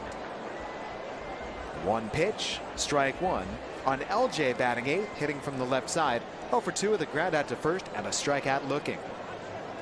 The right-hander Forrest Guerrero out of Bani, Dominican Republic. Lets it fly. Outside, count is 1 ball and 1 strike. I'm Jesse Goldberg-Strassler, joined by Adam Jackson. Adam, do you know what Guerrero means in Spanish? It's a really good answer. Great baseball player. Yes, here's the 1-1. Down and in. Now the count goes to 2 balls and 1 strike on tally. Guerrero means warrior. Was that warrior? Warrior, like Golden State. I like my answer better. The 2-1. Strike 2 called on the outside corner. Vladimir Guerrero, maybe you've heard of him, Jr. is up there at the major league level, playing for the Toronto Blue Jays, who are leading the Yankees right now 6-1. Behind former Lansing Lugnuts Sean Reed Foley on the mound, 4 innings, 4 strikeouts, 1 run. The deal. Tally grounds it right back past Guerrero, back of second base, juggled by shortstop Weber. The ball flips up in the air, he collects it, and he pegs over to Mejia at first in time. 1 down. Weber with the biggest exhale right now, like thank you goodness. He has 2 errors already in this game. He was in danger of committing a 3rd. I mean, my goodness. By the way, maybe you're saying to yourself, forget Vladdy Jr. Bo Bichette is right now what everything's about in the major leagues. Here's the pitch to Hunter Steinmetz. Steinmetz takes ball 1 up and away. Lansing is leading 6-1, batting in the bottom of the 5th. Bo Bichette, a walk, a run scored. He's 0 for 1. Excuse me? Yeah, he has not hit safely yet. Excuse me? He has not doubled yet. Yes. Here's the pitch. Steinmetz swings and misses a changeup. 1 ball and 1 strike. I'm sorry. What does he think? He gets a night off from getting a double and getting on base? Did I stutter? Bo Bichette enters play today. An 11-game hitting streak in his major league career and a 9-game double streak. Here's the pitch. Steinmetz a check swing, and did it hit him or the bat? It hit the bat, and that's strike 2. By the way, Andy Weber's very first game this year, first game, opening day, committed 3 errors against the West Michigan Whitecaps. So right now 2 errors for Weber. He's committed 2 errors in 1 other game this year, that against Lake County on July 26th. Forrest Guerrero throws. Steinmetz lifts it down the left side, heading foul and out of play. Count is 1 ball and 2 strikes. Lansing with 1 out, nobody on, bottom of the 5th, leading 6-1 over South Bend. Let's talk about Bo. My goodness, announce your presence with authority. What a start. I mean, he was itching to get up there with his buddies and get his major league debut. And wow, he has delivered in a big way. Here's the 1-2. Popped up down the left side. Third baseman Vasquez rushes out close to the left field line. He makes the catch in fair ground. And Steinmetz pops out to third at number 2. Top of the order, time, and Otto Lopez with the Lansing Lugnuts version of Bo Bichette waiting in the on-deck circle, and Yorman Rodriguez. He's got a ways to go before he's Bo. Well, he's off to a good start. Yes, he is. Rodriguez, if you've missed it, in his Lansing Lugnuts debut, has an RBI double and a 2-run triple. Here's the pitch to Otto. Up and inside, ball 1. For the Blue Jays, Randall Grichuk is homered, Teoscar Hernandez is homered, Danny Jansen, the former Lugnut, has also homered for that 6-1 lead. The pitch. Below the knees, 2 balls, no strikes, and Otto, who is 2 for 2, a walk, 2 singles, 1 RBI, and 1 run scored. Here's the toss. Flied foul off the right side, 2 balls and 1 strike on Otto, 2 outs, nobody on. Forrest Guerrero is looking for a perfect bottom half of the 5th inning. Forrest, by the way, is F-A-U-R-I-S.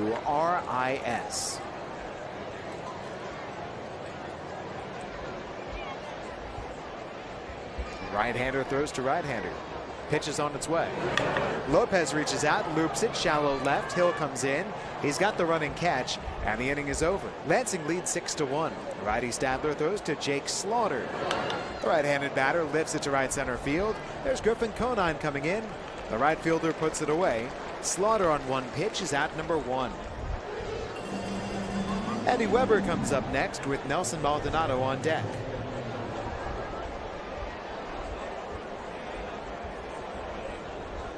Weber batting third in the order.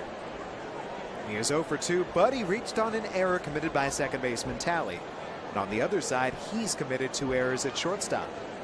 6-1, the Cubs trail. Stadler deals. Strike called on the outside corner. In the Lansing Lugnuts bullpen, it is the left-hander Marcus Reyes who's warming. Stadler, though, only 71 pitches so far, 44 strikes. He rears back and fires. That's a fastball high and wide. 1 ball and 1 strike. Big game today for the Lansing Lugnuts first baseman Yorman Rodriguez. An RBI double, a 2-run triple. Big game for a former Lansing Lugnut up in Dunedin. The pitch is on its way. Down low and skipping right through Gabriel Moreno, rolling to the backstop. The count goes to 2 balls and 1 strike on Weber. Alejandro Kirk began the season as the Lugnuts starting catcher, and he was moved up to the Dunedin Blue Jays on May the 3rd. He's been pretty good for the DJs. Stadler winds and throws. Stayed outside, and the count goes to 3 balls and 1 strike on Weber. Lansing 6, South Bend 1. Top of the 6th inning, 1 out, nobody on. Alejandro Kirk has homered twice today. 2 for 4, 2 homers, 3 runs batted in. And the DJs are leading the Bradenton Marauders 7-5. Here's the pitch. Weber swings and launches it out to right center field. This ball's hit a ton. They are watching, and it is off the wall. Karen played by Steinmetz. Weber's heading for third. A double clutch by Talley, couldn't get a grip, so no relay as Weber slides in safely with a triple. That is the first hit that is not a single today for South Bend against Stadler. For Andy Weber, that is his 7th triple this year. The way that the right fielder Conine was looking at it, it appeared that he felt it was gone. And yet the ballpark hung on. It is 407 feet to deepest right center field. And that baseball went right off that right center field fence. Now Nelson Maldonado. Reyes appears ready in the pen. They stick with Fitz Stadler on the hill. Maldonado is 0 for 2 today. He struck out and grounded into a double play. The pitch. Stadler's fastball runs in. 1 ball and no strikes.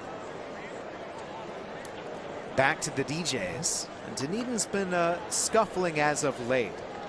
But right now, Ryan Noda 2 for 3 with a single, a double. Kirk the 2 homers. Samad Taylor's also homered to help them lead. The pitch.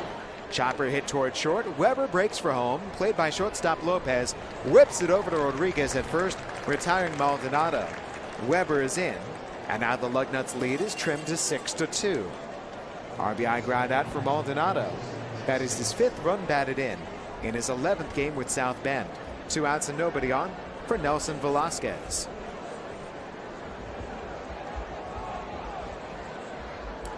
Velasquez is 0 for 2 with a strikeout and a ground out to the second baseman Talley. Right-hander fires to right-hander. Ground ball weakly struck, fouled on the third base line. Strike 1.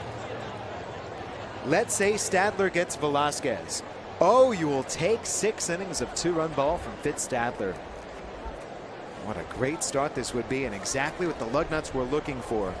Rubber match of this 3-game series, trying to take 2 out of 3 from the Cubs. Currently lead the Lansing Lugnuts by 3 games for the MWL Eastern Division wild card. The pitch, whacked fouled on the right side in the air. No balls and 2 strikes. Stadler's best start all year entering play today was maybe his 5 innings of scoreless baseball July the 25th at West Michigan. Or maybe it was his 5 innings of scoreless baseball June 22nd in Dayton. But he had not pitched beyond the 5th inning. Not in any start as a pro. He fires. Down and inside. 1 ball and 2 strikes. This is a new career professional high for Fitz. 5 2/3 to this point. 3 strikeouts for Stadler. 5 hits allowed, 2 runs allowed. He has walked just 1. He throws the 1-2. Swing and a miss to strike out Velasquez and put a stamp on this outing. Right-hander throws to right-hander. Guerrero's pitch. Yorman Rodriguez takes ball one. Low and away. Tried him on a slider. Rodriguez has got it into a double play.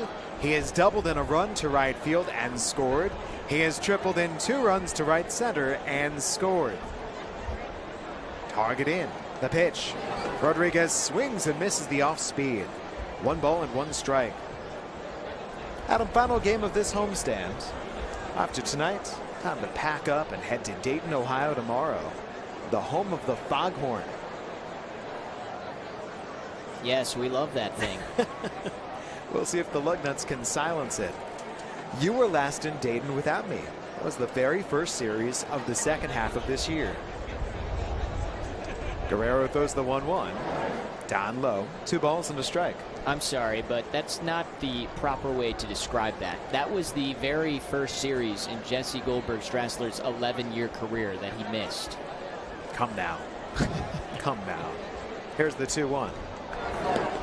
Breaking ball called a strike on the outside corner. That's a good slider. 2-2 to Rodriguez.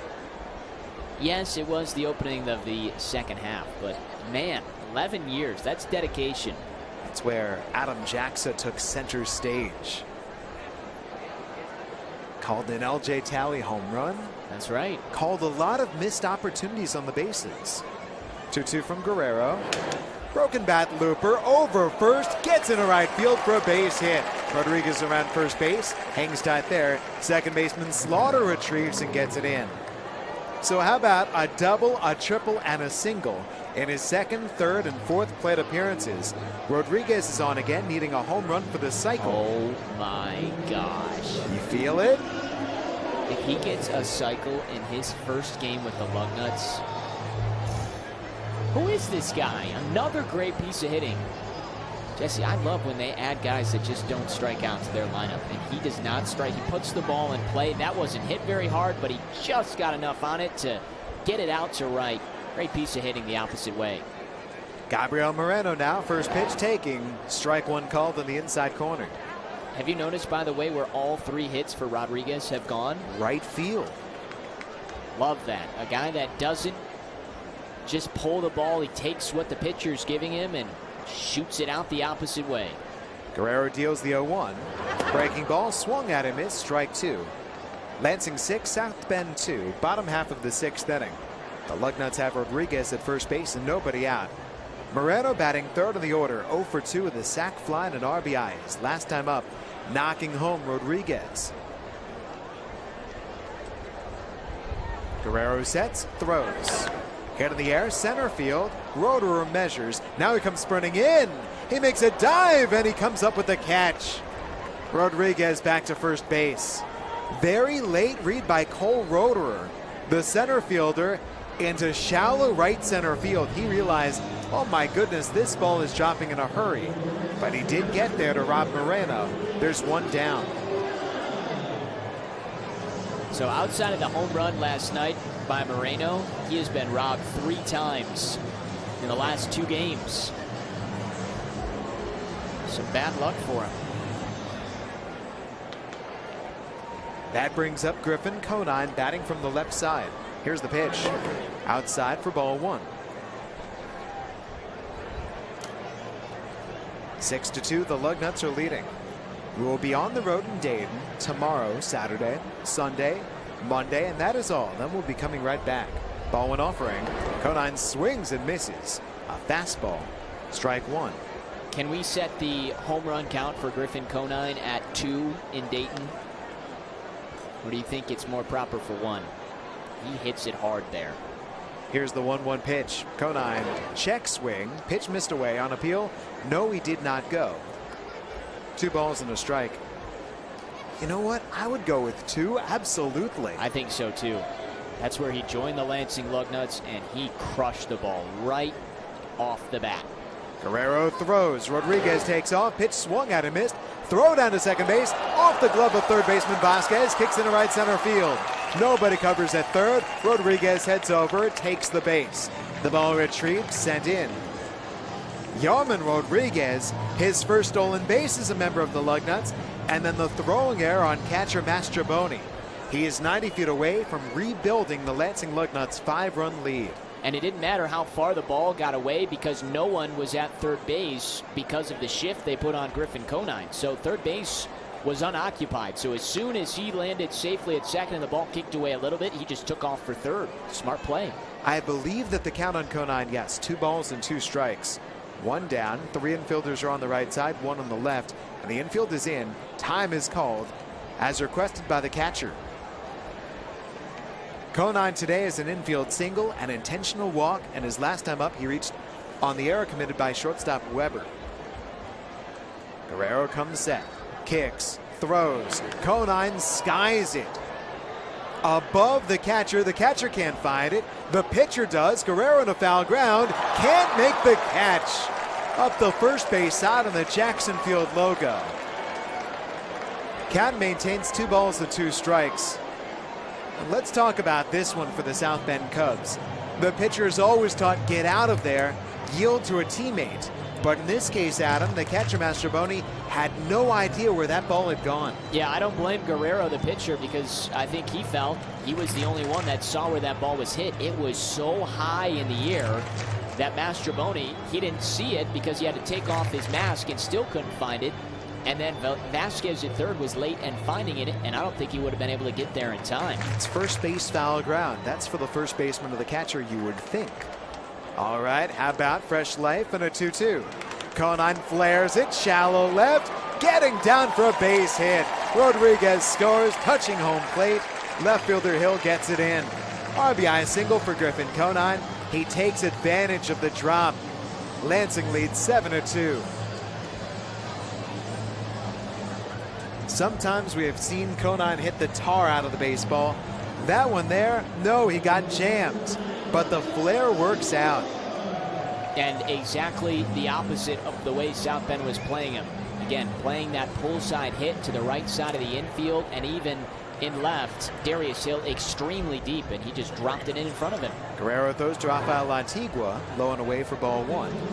Yarman Rodriguez now has 3 hits, 3 runs scored, and 3 runs batted in. He has accounted for fully 6 of the Lugnuts' 7 runs. Conine at first, 1 down. Right-hander throws to right-hander. Antigua swings and grounds it fouled up the third base side. 1 ball and 1 strike on the Lansing Lugnuts' third baseman. Antigua today is 1 for 2 with a single, a steal, a sac fly, and an RBI.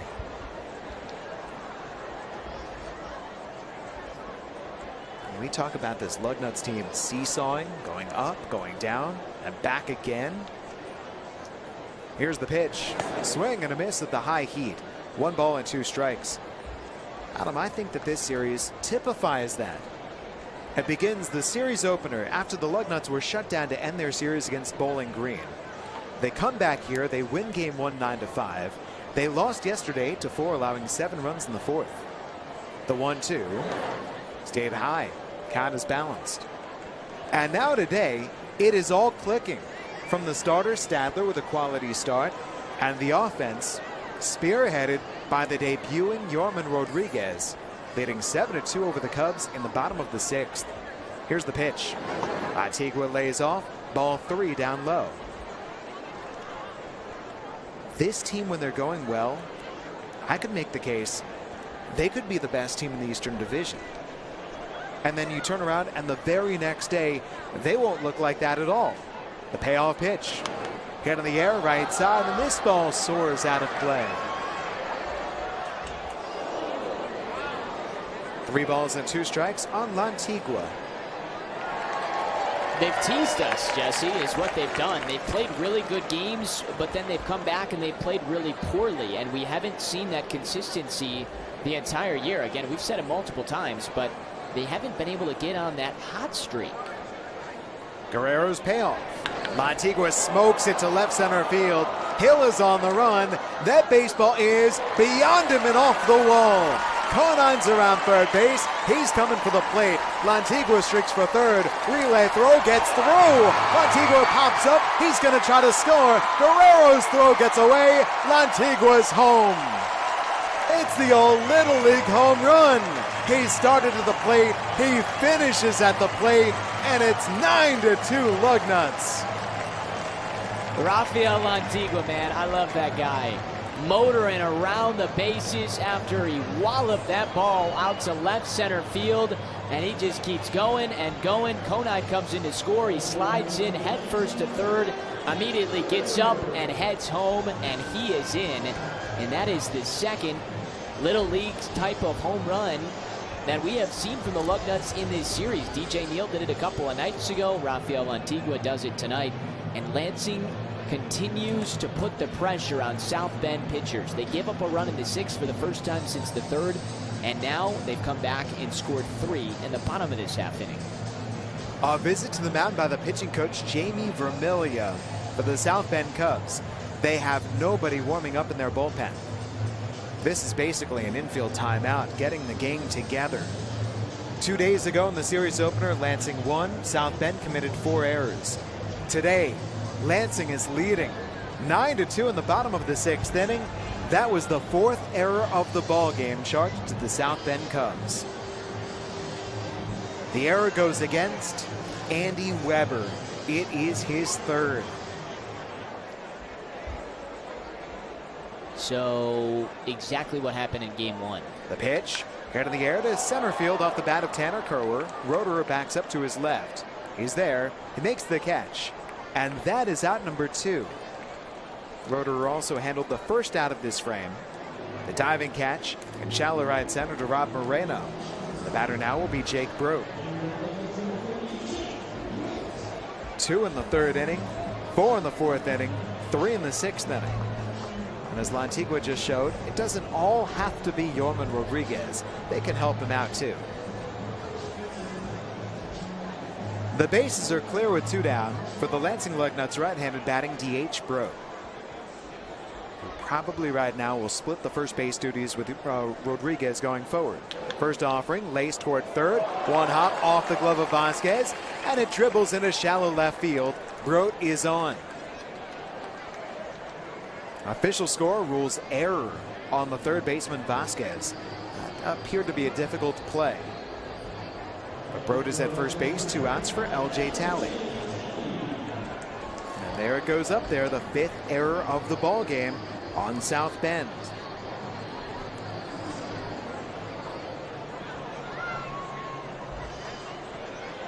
Talley is 0 for 3.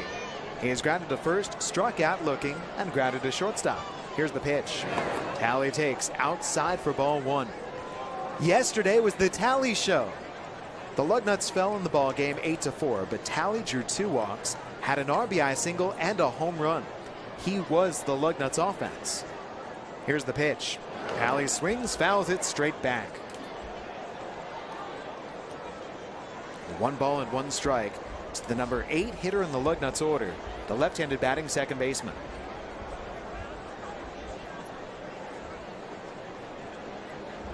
Brote is at first base, 2 gone. Here's the pitch. Floating high and wide. 2 balls and 1 strike. 9-2 the Lansing Lugnuts beating the South Bend Cubs in the bottom half of the 6th inning. Forrest Guerrero kicks, throws. Hit in the air to right field. Velasquez goes back. He's looking up. It is gone. LJ Talley homers for the 2nd straight day. A 2-run shot. Lugnuts 11, Cubs 2.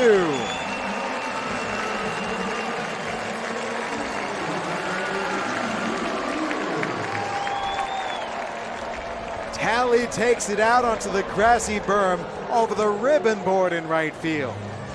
And they are all ready to celebrate with him at the near side of the dugout, first base way. Home run number 3 in his professional career. My goodness, for all the destruction the Cubs have done against the Lugnuts offensively in these 2 series, Lansing taking their frustration out tonight. The pitch to Hunter Steinmetz, called a strike in the inside corner, as Forrest Guerrero is wearing it. Back-to-back days with a home run for Talley. Steinmetz, the 8th batter of this inning, hitting 9th in the order. The deal. Popped up, foul, soaring out of play off to the left. On the count, no balls and 2 strikes. Steinmetz is 2 for 3 with 2 singles and 2 runs scored. I think, Adam, that we're starting to see the power that Talley can tap into.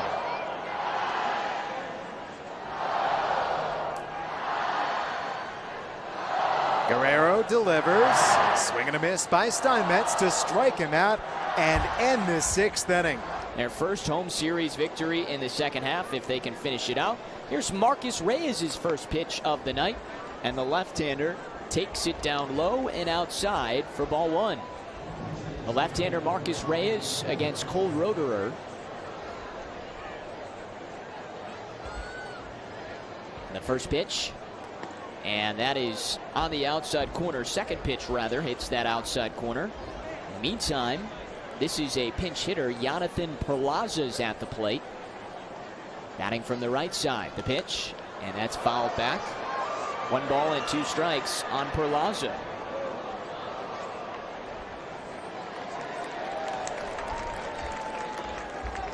What a night so far for Lansing offensively. 11 runs on 14 hits. 5 South Bend errors tonight so far. Reyes comes set, holds, and fires. Swing, and it's reached down over towards second. Tally on a couple of hops. Throws to first, and it's grabbed by Rodriguez. 1 away in the 7th. So good start tonight from Fitz Stadler. He is done through 6 innings. What a performance for Stadler to get through 6. Gives up 5 hits, just 2 runs. Both were earned with a walk and 4 strikeouts, and gives way to arguably the best reliever the Lugnuts have had since a couple of promotions have gone up. Marcus Reyes has been outstanding for the Lansing Lugnuts. He turns and fires to Mejia. And the first pitch to the switch-hitting right-hander is on the outside corner for strike 1. Marcus Reyes, ERA now 2.26 through 31 games. 16 walks, 45 strikeouts. Gets a swing and a foul back, no balls and 2 strikes. And Reyes this year, 7-1. And everything has worked for him from the pitch. Called strike 3 on the outside corner. He is working quickly, and there are 2 outs.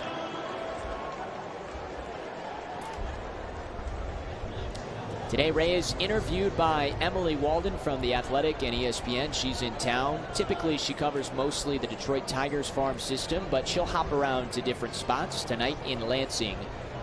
And she asked, who are a couple players that I should talk to? Griffin Conine was one she wanted to talk to. Players that have had good seasons. The pitch. This is lifted out to center field. Steinmetz is underneath of it, and he makes the catch. Anyway, one of those players, Marcus Reyes, for the phenomenal work he has done. The right-hander comes set, and the pitch. Swing and a miss from Lopez, and it's 0-2. Otto tonight has reached 3 times with a couple of singles, an RBI, a run scored, and a walk. And he lined out in his only at-bat he didn't reach in the 5th. 2 for 2. 0-2 delivery. Low and outside into the dirt. 1 ball and 2 strikes. Lopez with 2 hits. Yorman Rodriguez with 3 hits. Griffin Conine with 2 hits. Rafael Antigua 2 hits. Hunter Steinmetz 2 hits. And LJ Talley a 2-run homer. How about that for filling up the box score tonight for the Lansing Lugnuts offensively? Barry comes set. Working from the stretch with the bases clear to begin the 7th. 1-2. Low and outside again. Lopez lays off. 2-2. Adam, Sean Barry has been superb this year for South Bend. A 1.89 ERA and 26 relief appearances. 33 1/3 innings, 13 walks, 43 Ks. He has yet to allow a home run, and the league is batting just .203 against this right-hander. Something to stop these Lugnuts. They need it. The 2-2. Swing and a miss. Lopez strikes out. That is just the 3rd strikeout tonight for Lansing Lugnuts hitting again. They have had their way.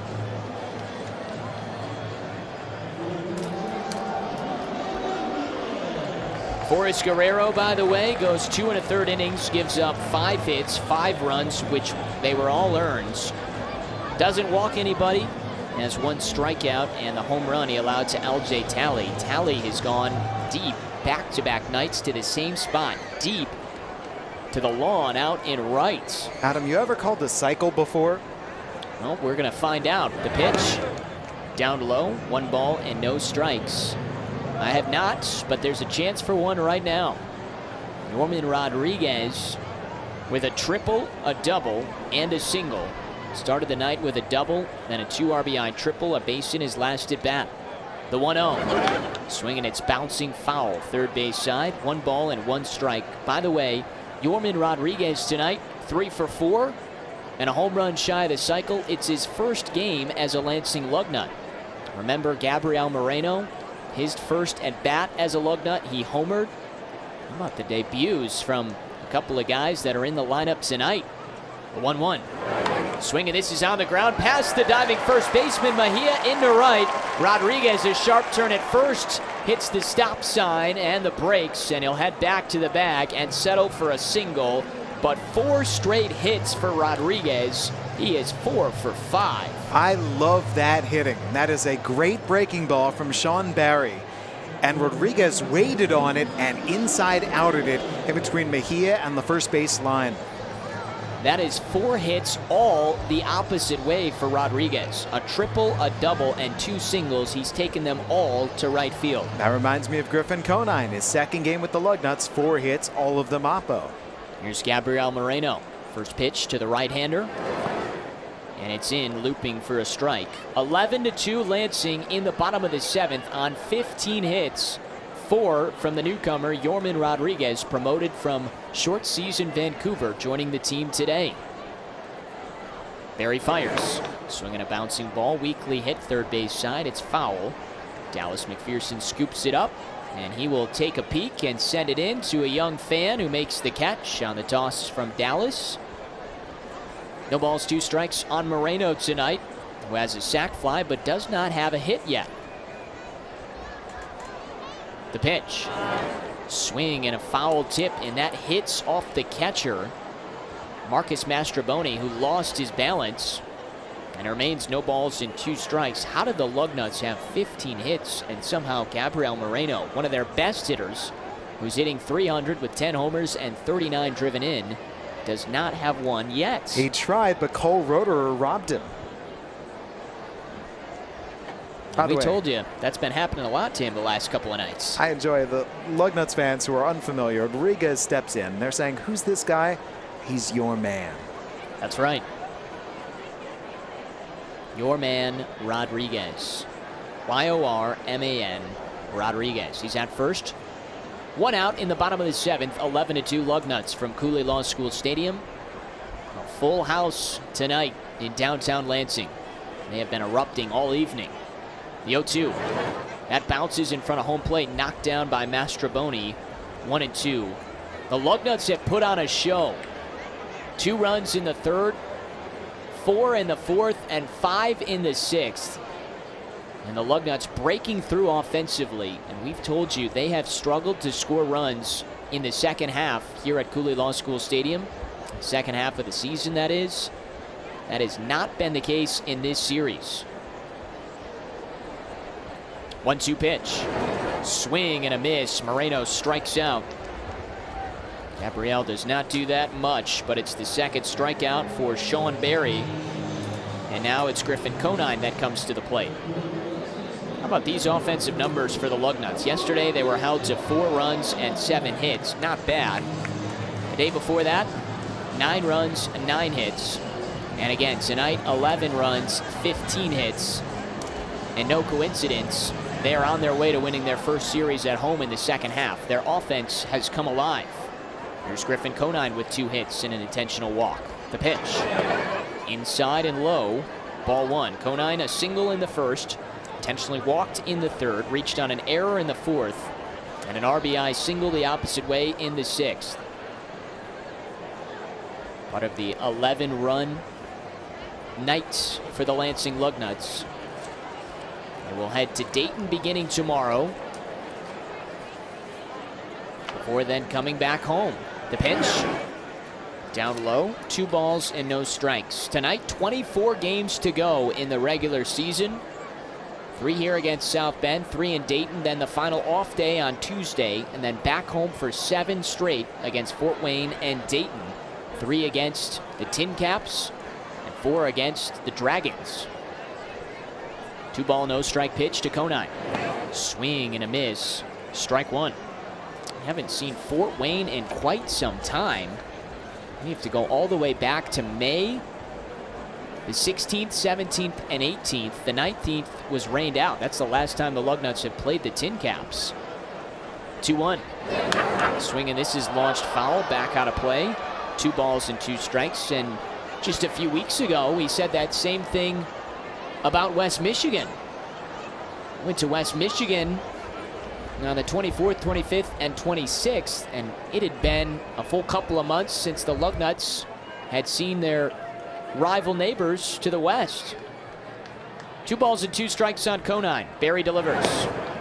Down low, 3 balls and 2 strikes. Rodriguez is at first with 2 outs. The Lugnuts in front by 9. Rubber match tonight. The Lugnuts win this game. They are within 2 games of South Bend for that wild card spot in the second half as they try and make the playoffs with just over 20 games to go.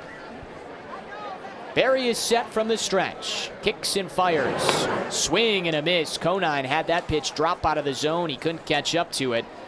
And how about Sean Barry? Works around the single to Rodriguez and strikes out the side.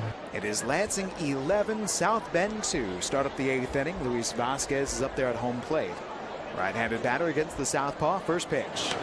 Hit in the air, right field. Griffin Conine travels back to his left. He reaches out. He hauls it in. Out on 1 pitch, there's 1 gone. Top of the order time for South Bend and Darius Hill. If you missed it, the Lansing Lugnuts starting pitcher in this game, Fitz Stadler, went 6 innings. He allowed a solo tally in the 3rd inning. He allowed a solo tally in the 6th inning. When he allowed that tally in the 3rd inning, I should say, that gave South Bend the lead. They were up 1-0. Been a long time since then. Here's the pitch. Darius Hill takes a called strike on the outside corner. The Lugnuts immediately responded with 2 runs in the bottom half of the 3rd inning, and then 4 runs in the 4th inning, and then 5 runs in the 6th inning. Reyes throws. Hill swings, grounds it back past Reyes to his right. Second baseman Tally backhands, goes off balance in time to first base. 2 outs. Jake Slaughter is coming up next. Could we be seeing the revitalization of LJ Tally, offensively and defensively, playing second base, playing better defense, supplying better offense? These have been a good couple of days for the Lugnuts second baseman. Now, he did commit an error earlier in this game. Here's the pitch to Jake Slaughter. Slaughter swings, lifts it down the right side into foul ground. First baseman Rodriguez over his shoulder, can't make the catch as he stumbles over the Lugnuts bullpen mound. Careful, Yorma. No balls and 1 strike on Slaughter. Yeah, you know how tough that is, Jesse, because he went up on a raised surface while he's running full speed, and that's why I just don't understand. I don't like the bullpens out in the field of play. They're dangerous. He's running full sprint. It's the dirt. He's looking up towards the ball, and then all of a sudden he has to climb up a hill. It's almost like you're running like the center field hill that used to be in Houston. I agree with you. Here's the pitch. Grounded foul to the left side. No balls, 2 strikes on Slaughter. Cubs trailing 11-2 in the top of the 8th. Just dangerous because you could jam a leg there, and I mean, great effort by him, but it almost looked scary for a moment. You could face plant. You trip, lose your footing, you go down. No balls and 2 strikes, 2 outs and nobody on. Reyes throws. Inside for ball 1 to Jake Slaughter. 2 for 3 with an RBI single. Hurry up and talk about Marcus Reyes before his outing's done here. There comes the 1 ball, 2 strike pitch. Just barely outside. He went hopping off the mound. He thought that was all. 2 balls and 2 strikes on Slaughter. I'm so glad that you got Marcus Reyes some pub earlier today from the Athletics. Emily Walden. Reyes throws. Ground ball shot past the mound, past the diving second baseman Tally, a base hit to center. third hit of the game for Slaughter. Steinmetz gets it in from center field. And a 2-out single for South Bend brings up Andy Weber. And the big thing, Jesse, that he told her, that he's told us throughout the season, that Tony Kasserich has told us, why the key to his success, the new pitch he's added to his repertoire, and that's the cutter that Tony Kasserich said, you need to add another pitch that can throw off hitters, and he developed the cutter, and he has used that willingly. He throws, fouled away to the left side by Weber, strike one. Emily Walden, if you're unfamiliar with the name, began really independently covering the Detroit Tigers minor league system. And I got her to come over here for a Lugnuts game after we had Bo and Vladdy. The pitch outside barely, 1 ball and 1 strike. As a matter of fact, I think we had her here earlier than that, maybe during the Anthony Alford year with the Lansing Lugnuts. Anyway, Emily Walden still covers very much the Tigers, but here's the pitch. Hit in the air, left side. Shortstop Lopez out into the grass, makes the catch, side retired. It begins with Rafael Lantigua. Right-hander throws to right-hander. Sean Barry's pitch up and inside, and it hit him. Lantigua immediately pointed to first base by Matt Herrera. That tied a bow tie for Rafael. Catcher quickly out. Marcus Mastroboni just checking. Lantigua shakes it off and trots down the first base line. Lansing Lugnuts manager Dallas McPherson is saying, hey, Rafi, you okay? Lantigua says, I'm fine, turns back around. He heads down to converse with first base coach Dave Pano. That thumbs up that he gave back to Dallas was a leave me alone. I'm not coming out of this game. Okay, Dallas says. They love Rafael Lantigua, the coaching staff, the teammates, guarantee you too, the opposition. He's everything you want in a player, in a person, and he is just infectious. Barry throws to Tanner Kerwer batting right. They kick the toss. Down and away for ball 1. You can't say something to him without his face just lighting up with a smile. 4th time that Barry has hit a batter with a pitch this year. Only the 1st time that Lantigua has been plunked. 11-2 Lansing leads. Kerwer today is 0 for 3 with a walk. A 1-0 to the Lugnuts left fielder.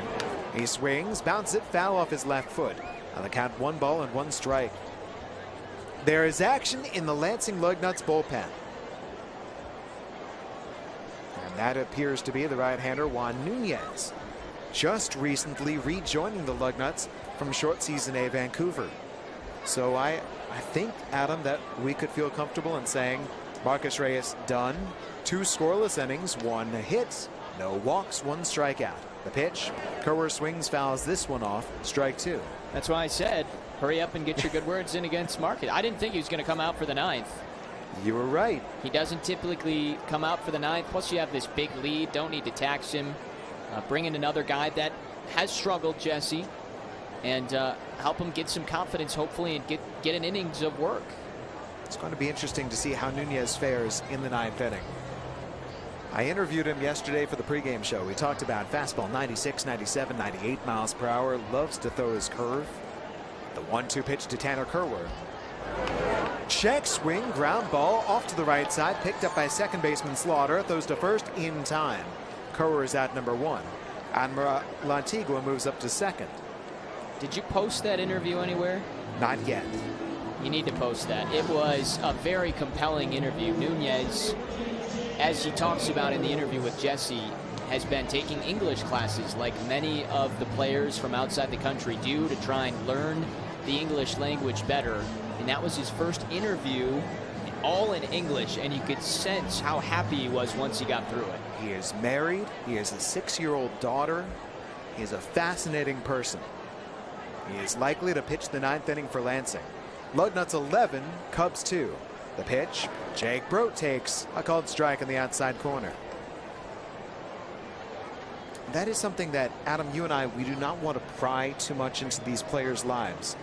But anything that we can do to shine a light on who they are as people, I think we owe it to you listening to let you know who they are. Right-hander throws to right-hander. Barry deals. Brote swings and misses a good breaking ball down and away. No balls and 2 strikes. Now, every one of them's got a different personality and a different life that they live, different things they like, different things that they enjoy doing or being a part of, and they're all collectively coming together to try and win games of baseball. The 0-2, swing and a miss. Broad is down on strikes. That is the 4th strikeout for Barry out of 5 outs recorded. 2 outs, bottom of the 8th with Lantigua at second. And now he'll face LJ Talley.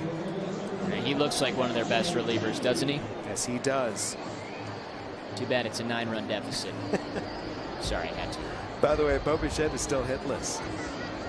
Now he has drawn a walk, but there's the double. Bo Bichette's double streak and his hitting streak are in jeopardy. There's a swing and a miss by Talley, strike 1. So do they send him back down after that, or? Send him all the way down. Send him down to us. We'll take him. Oh, man, would that be awesome. Blue Jays are leading the Yankees by the score of 6-2. The pitch to Talley. High bouncing ball hit up the first base side, but foul right of the line. The count goes to no balls and 2 strikes on the Lansing second baseman. Lugnuts 11, South Bend Cubs 2 tonight. The Lugnuts broke this one wide open. 4 runs in the 4th inning and then 5 runs in the bottom of the 6th inning. That was capped off by a Talley 2-run homer. Barry has his sign. 2 outs. Lantigua the runner at second. Barry to the plate. Breaking ball swung at and foul tipped and not hung on to by Mastroboni. No balls and 2 strikes. It remains. Lugnuts' largest margin of victory, by the way, this year entering play today was 8. So this would set a new season high. They have beaten teams by 8 runs 4 different times. Barry throws. Breaking ball just missed the back door. Left it outside for ball 1.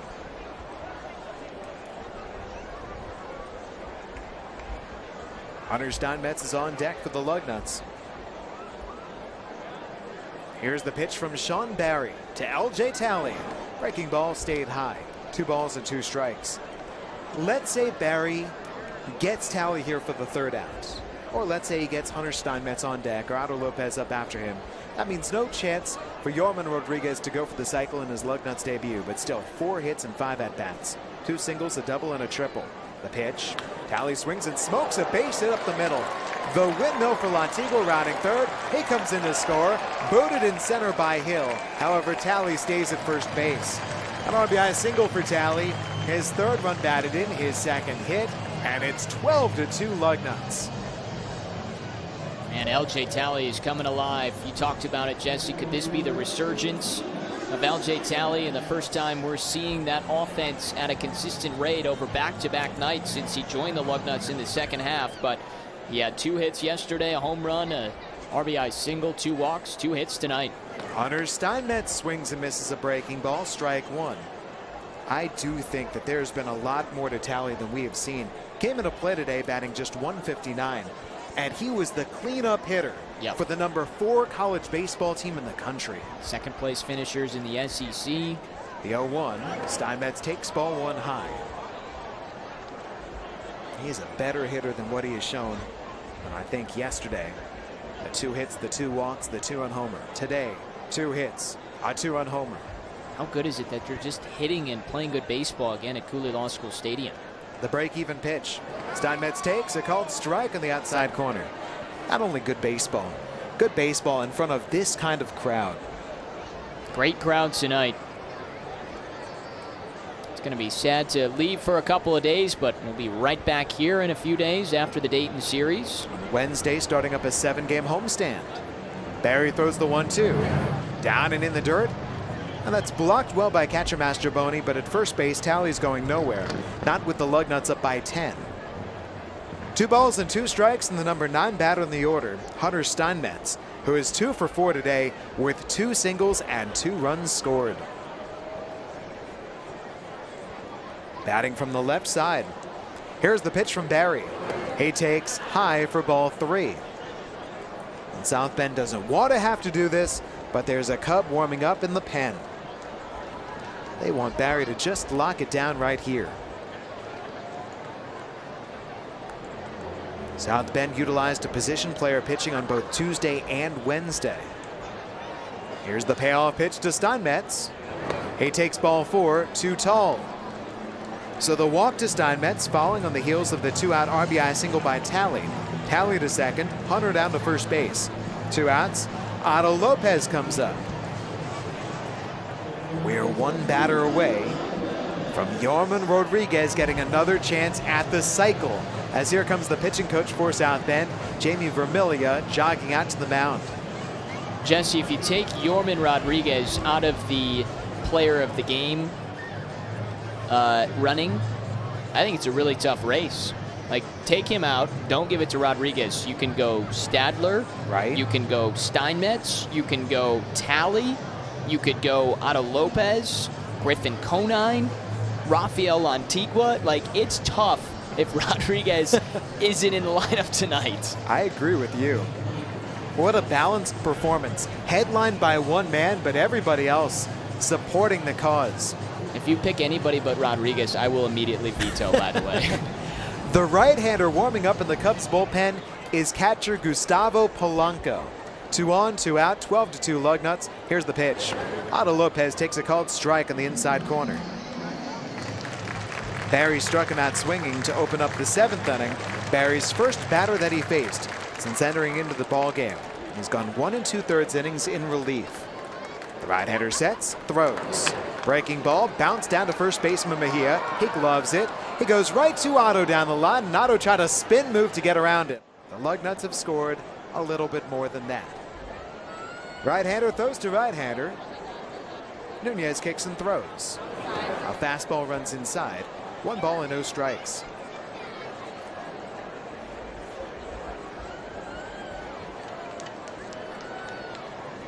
And talking to Nunez yesterday, fastball command, that's the key. He brings it right down the middle, called a strike. There is no doubting his fastball velocity, especially when he really gets it going. He told me he can throw it as hot as 98. A 1-1 pitch. Swing and a miss. 1 ball and 2 strikes on Nelson Maldonado. There's the fastball velocity. 96 it showed up here on the stadium gun. Now his strikeout pitch is usually his curveball. Let's see what he goes to. Says yes to Moreno's sign. And the 1-2. Fastball fouled away to the right side. Onto the rooftop. 1 ball and 2 strikes. It has been a long road for Juan Nunez.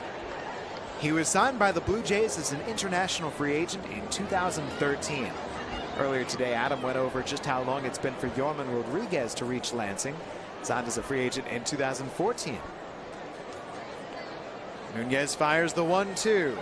Breaking ball curves down and inside and then skips off to the left. 2 balls, 2 strikes in Maldonado. Nunez at one point was a starting pitching prospect.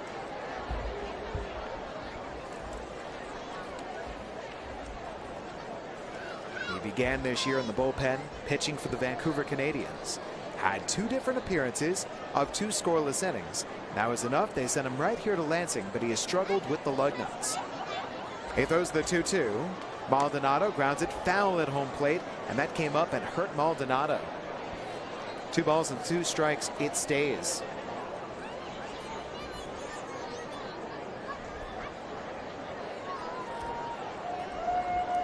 Velasquez waiting on deck. Cubs trailing the Lansing Lugnuts by a 12-2 score in the top half of the 9th inning. It certainly does appear like the Cubs are going to leave town with the Lugnuts trailing them by only 2 games in the Midwest League Eastern Division wild card. Here's Nunez's break even. On its way. Swing and a miss, strike 3. Escaping Moreno though, and there goes Maldonado down to first base safely. Official score rules passed ball on Gabriel Moreno.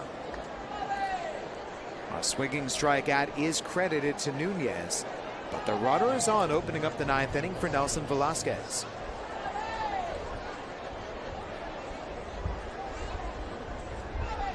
That rule should be eliminated. Who is it in the major leagues who just spoke about that? I saw that too. I can't remember who it was. Somebody influential just said that it is, what, the most ridiculous rule in Major League Baseball, to paraphrase? Here's the pitch. Velasquez swings and misses, strike 1.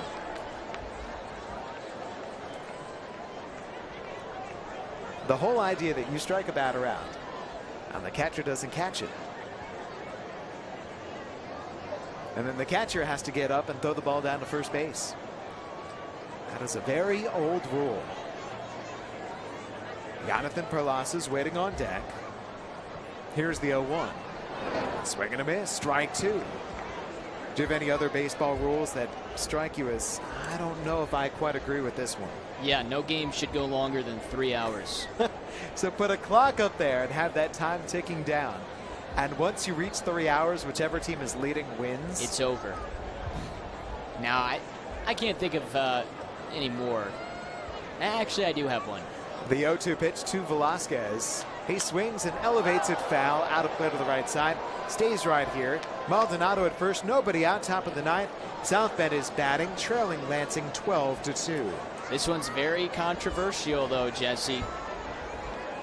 I'm ready for the home plate umpires to go bye-bye. Robot umpires. Nunez throws.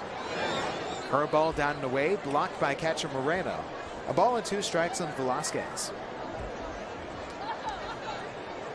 Just get bases umpires out there, and then one of them can go and cover home plate when there's a play at the plate. Yes. I mean, you've already got the box digitally in the half the TV broadcasts anyway. You should be able to implement that and just use it. Nunez deals. Swing and a miss. He struck him out. Velasquez goes down on strikes for a 3rd time tonight. Back-to-back strikeouts by Nunez.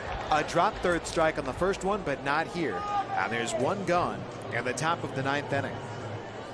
Here's what I wonder, though, Jesse. How would you signal that it's a strike or a ball? Is there like a beeping system? What do you do? What if you put up lights, like traffic lights? If it's in the zone, light goes on, you could have that light colored. You could also have something else happen. That way, if you're colorblind, you could understand. Here's the pitch. Jonathan Perlas takes inside. 1 ball and no strikes. I think that there are a number of different things that you can do. Think about Hawkeye in tennis, where they show the big video board, that's right? the best. Here's what I'm going to need, though. I'm going to need piped-in umpire sounds. Steve. Every stadium can pick how they want to bring in the sound. The pitch. Perlas swings and misses. 1 ball and 1 strike. And Nunez is getting a lot of swings and misses right now. Yep, that fastball's working.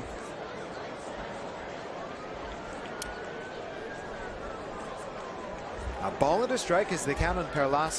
0 for 1 with a ground out to second. South Bend is down 12-2, top of the 9th inning. At first base, Maldonado. Nunez kicks and throws. Grounded foul at home plate. That's strike 2. And here's a chance for Juan Nunez to strike out a 3rd straight Cub. Good thing you don't have any internet right now, because otherwise I think I'd probably hear your email inbox lighting up going, what is he talking about with no umpire behind home plate? Get this guy out of here. What I'm picturing is the umpires love to grab the MLB.TV feed. And so I picture Ray Patch and Matt Herrera sitting back and going, oh, this won't fly. Here's the pitch. Fouled straight back. They're going, were we really that bad? No, guys, you've been great. Just trying to make your lives easier so you don't have managers coming out and arguing balls and strikes when we can do it perfectly fine automatically. That is something that I would love to eliminate. And I know people who love arguments as a part of the game. I'd be totally fine with legislating it entirely out in some fashion. The 1-2 pitch. Swing and a miss to get him. Down goes Perlas on strikes. 3 straight strikeouts for Nunez. A fastball low and away, recording his 2nd out of the top of the 9th.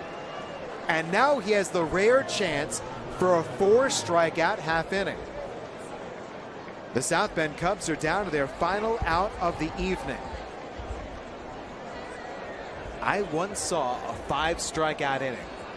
The catcher twice failed to stop strike 3. The pitch to Fidel Mejia. A ground ball hit left to the mound. Here's the 3rd baseman Lantigua to grab. He fires to first in time, and this ball game is over.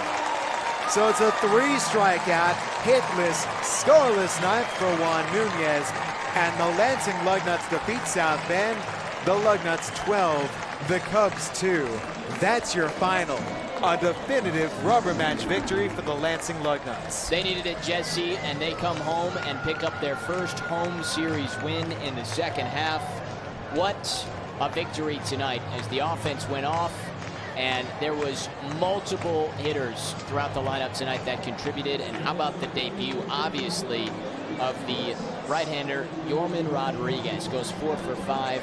All in all, great stuff tonight from the Lansing Lugnuts offensively, and great effort on the mound as well. Adam, there's a lot for you to talk about coming up on the postgame show. I'll warm up the voice. We're ready. All right, it's right around the corner. Coming up next, Lansing 12, South Bend 2. You are listening to Lugnuts Baseball on Lansing Sports Station. The game 7:30 a.m. WVFN East Lansing.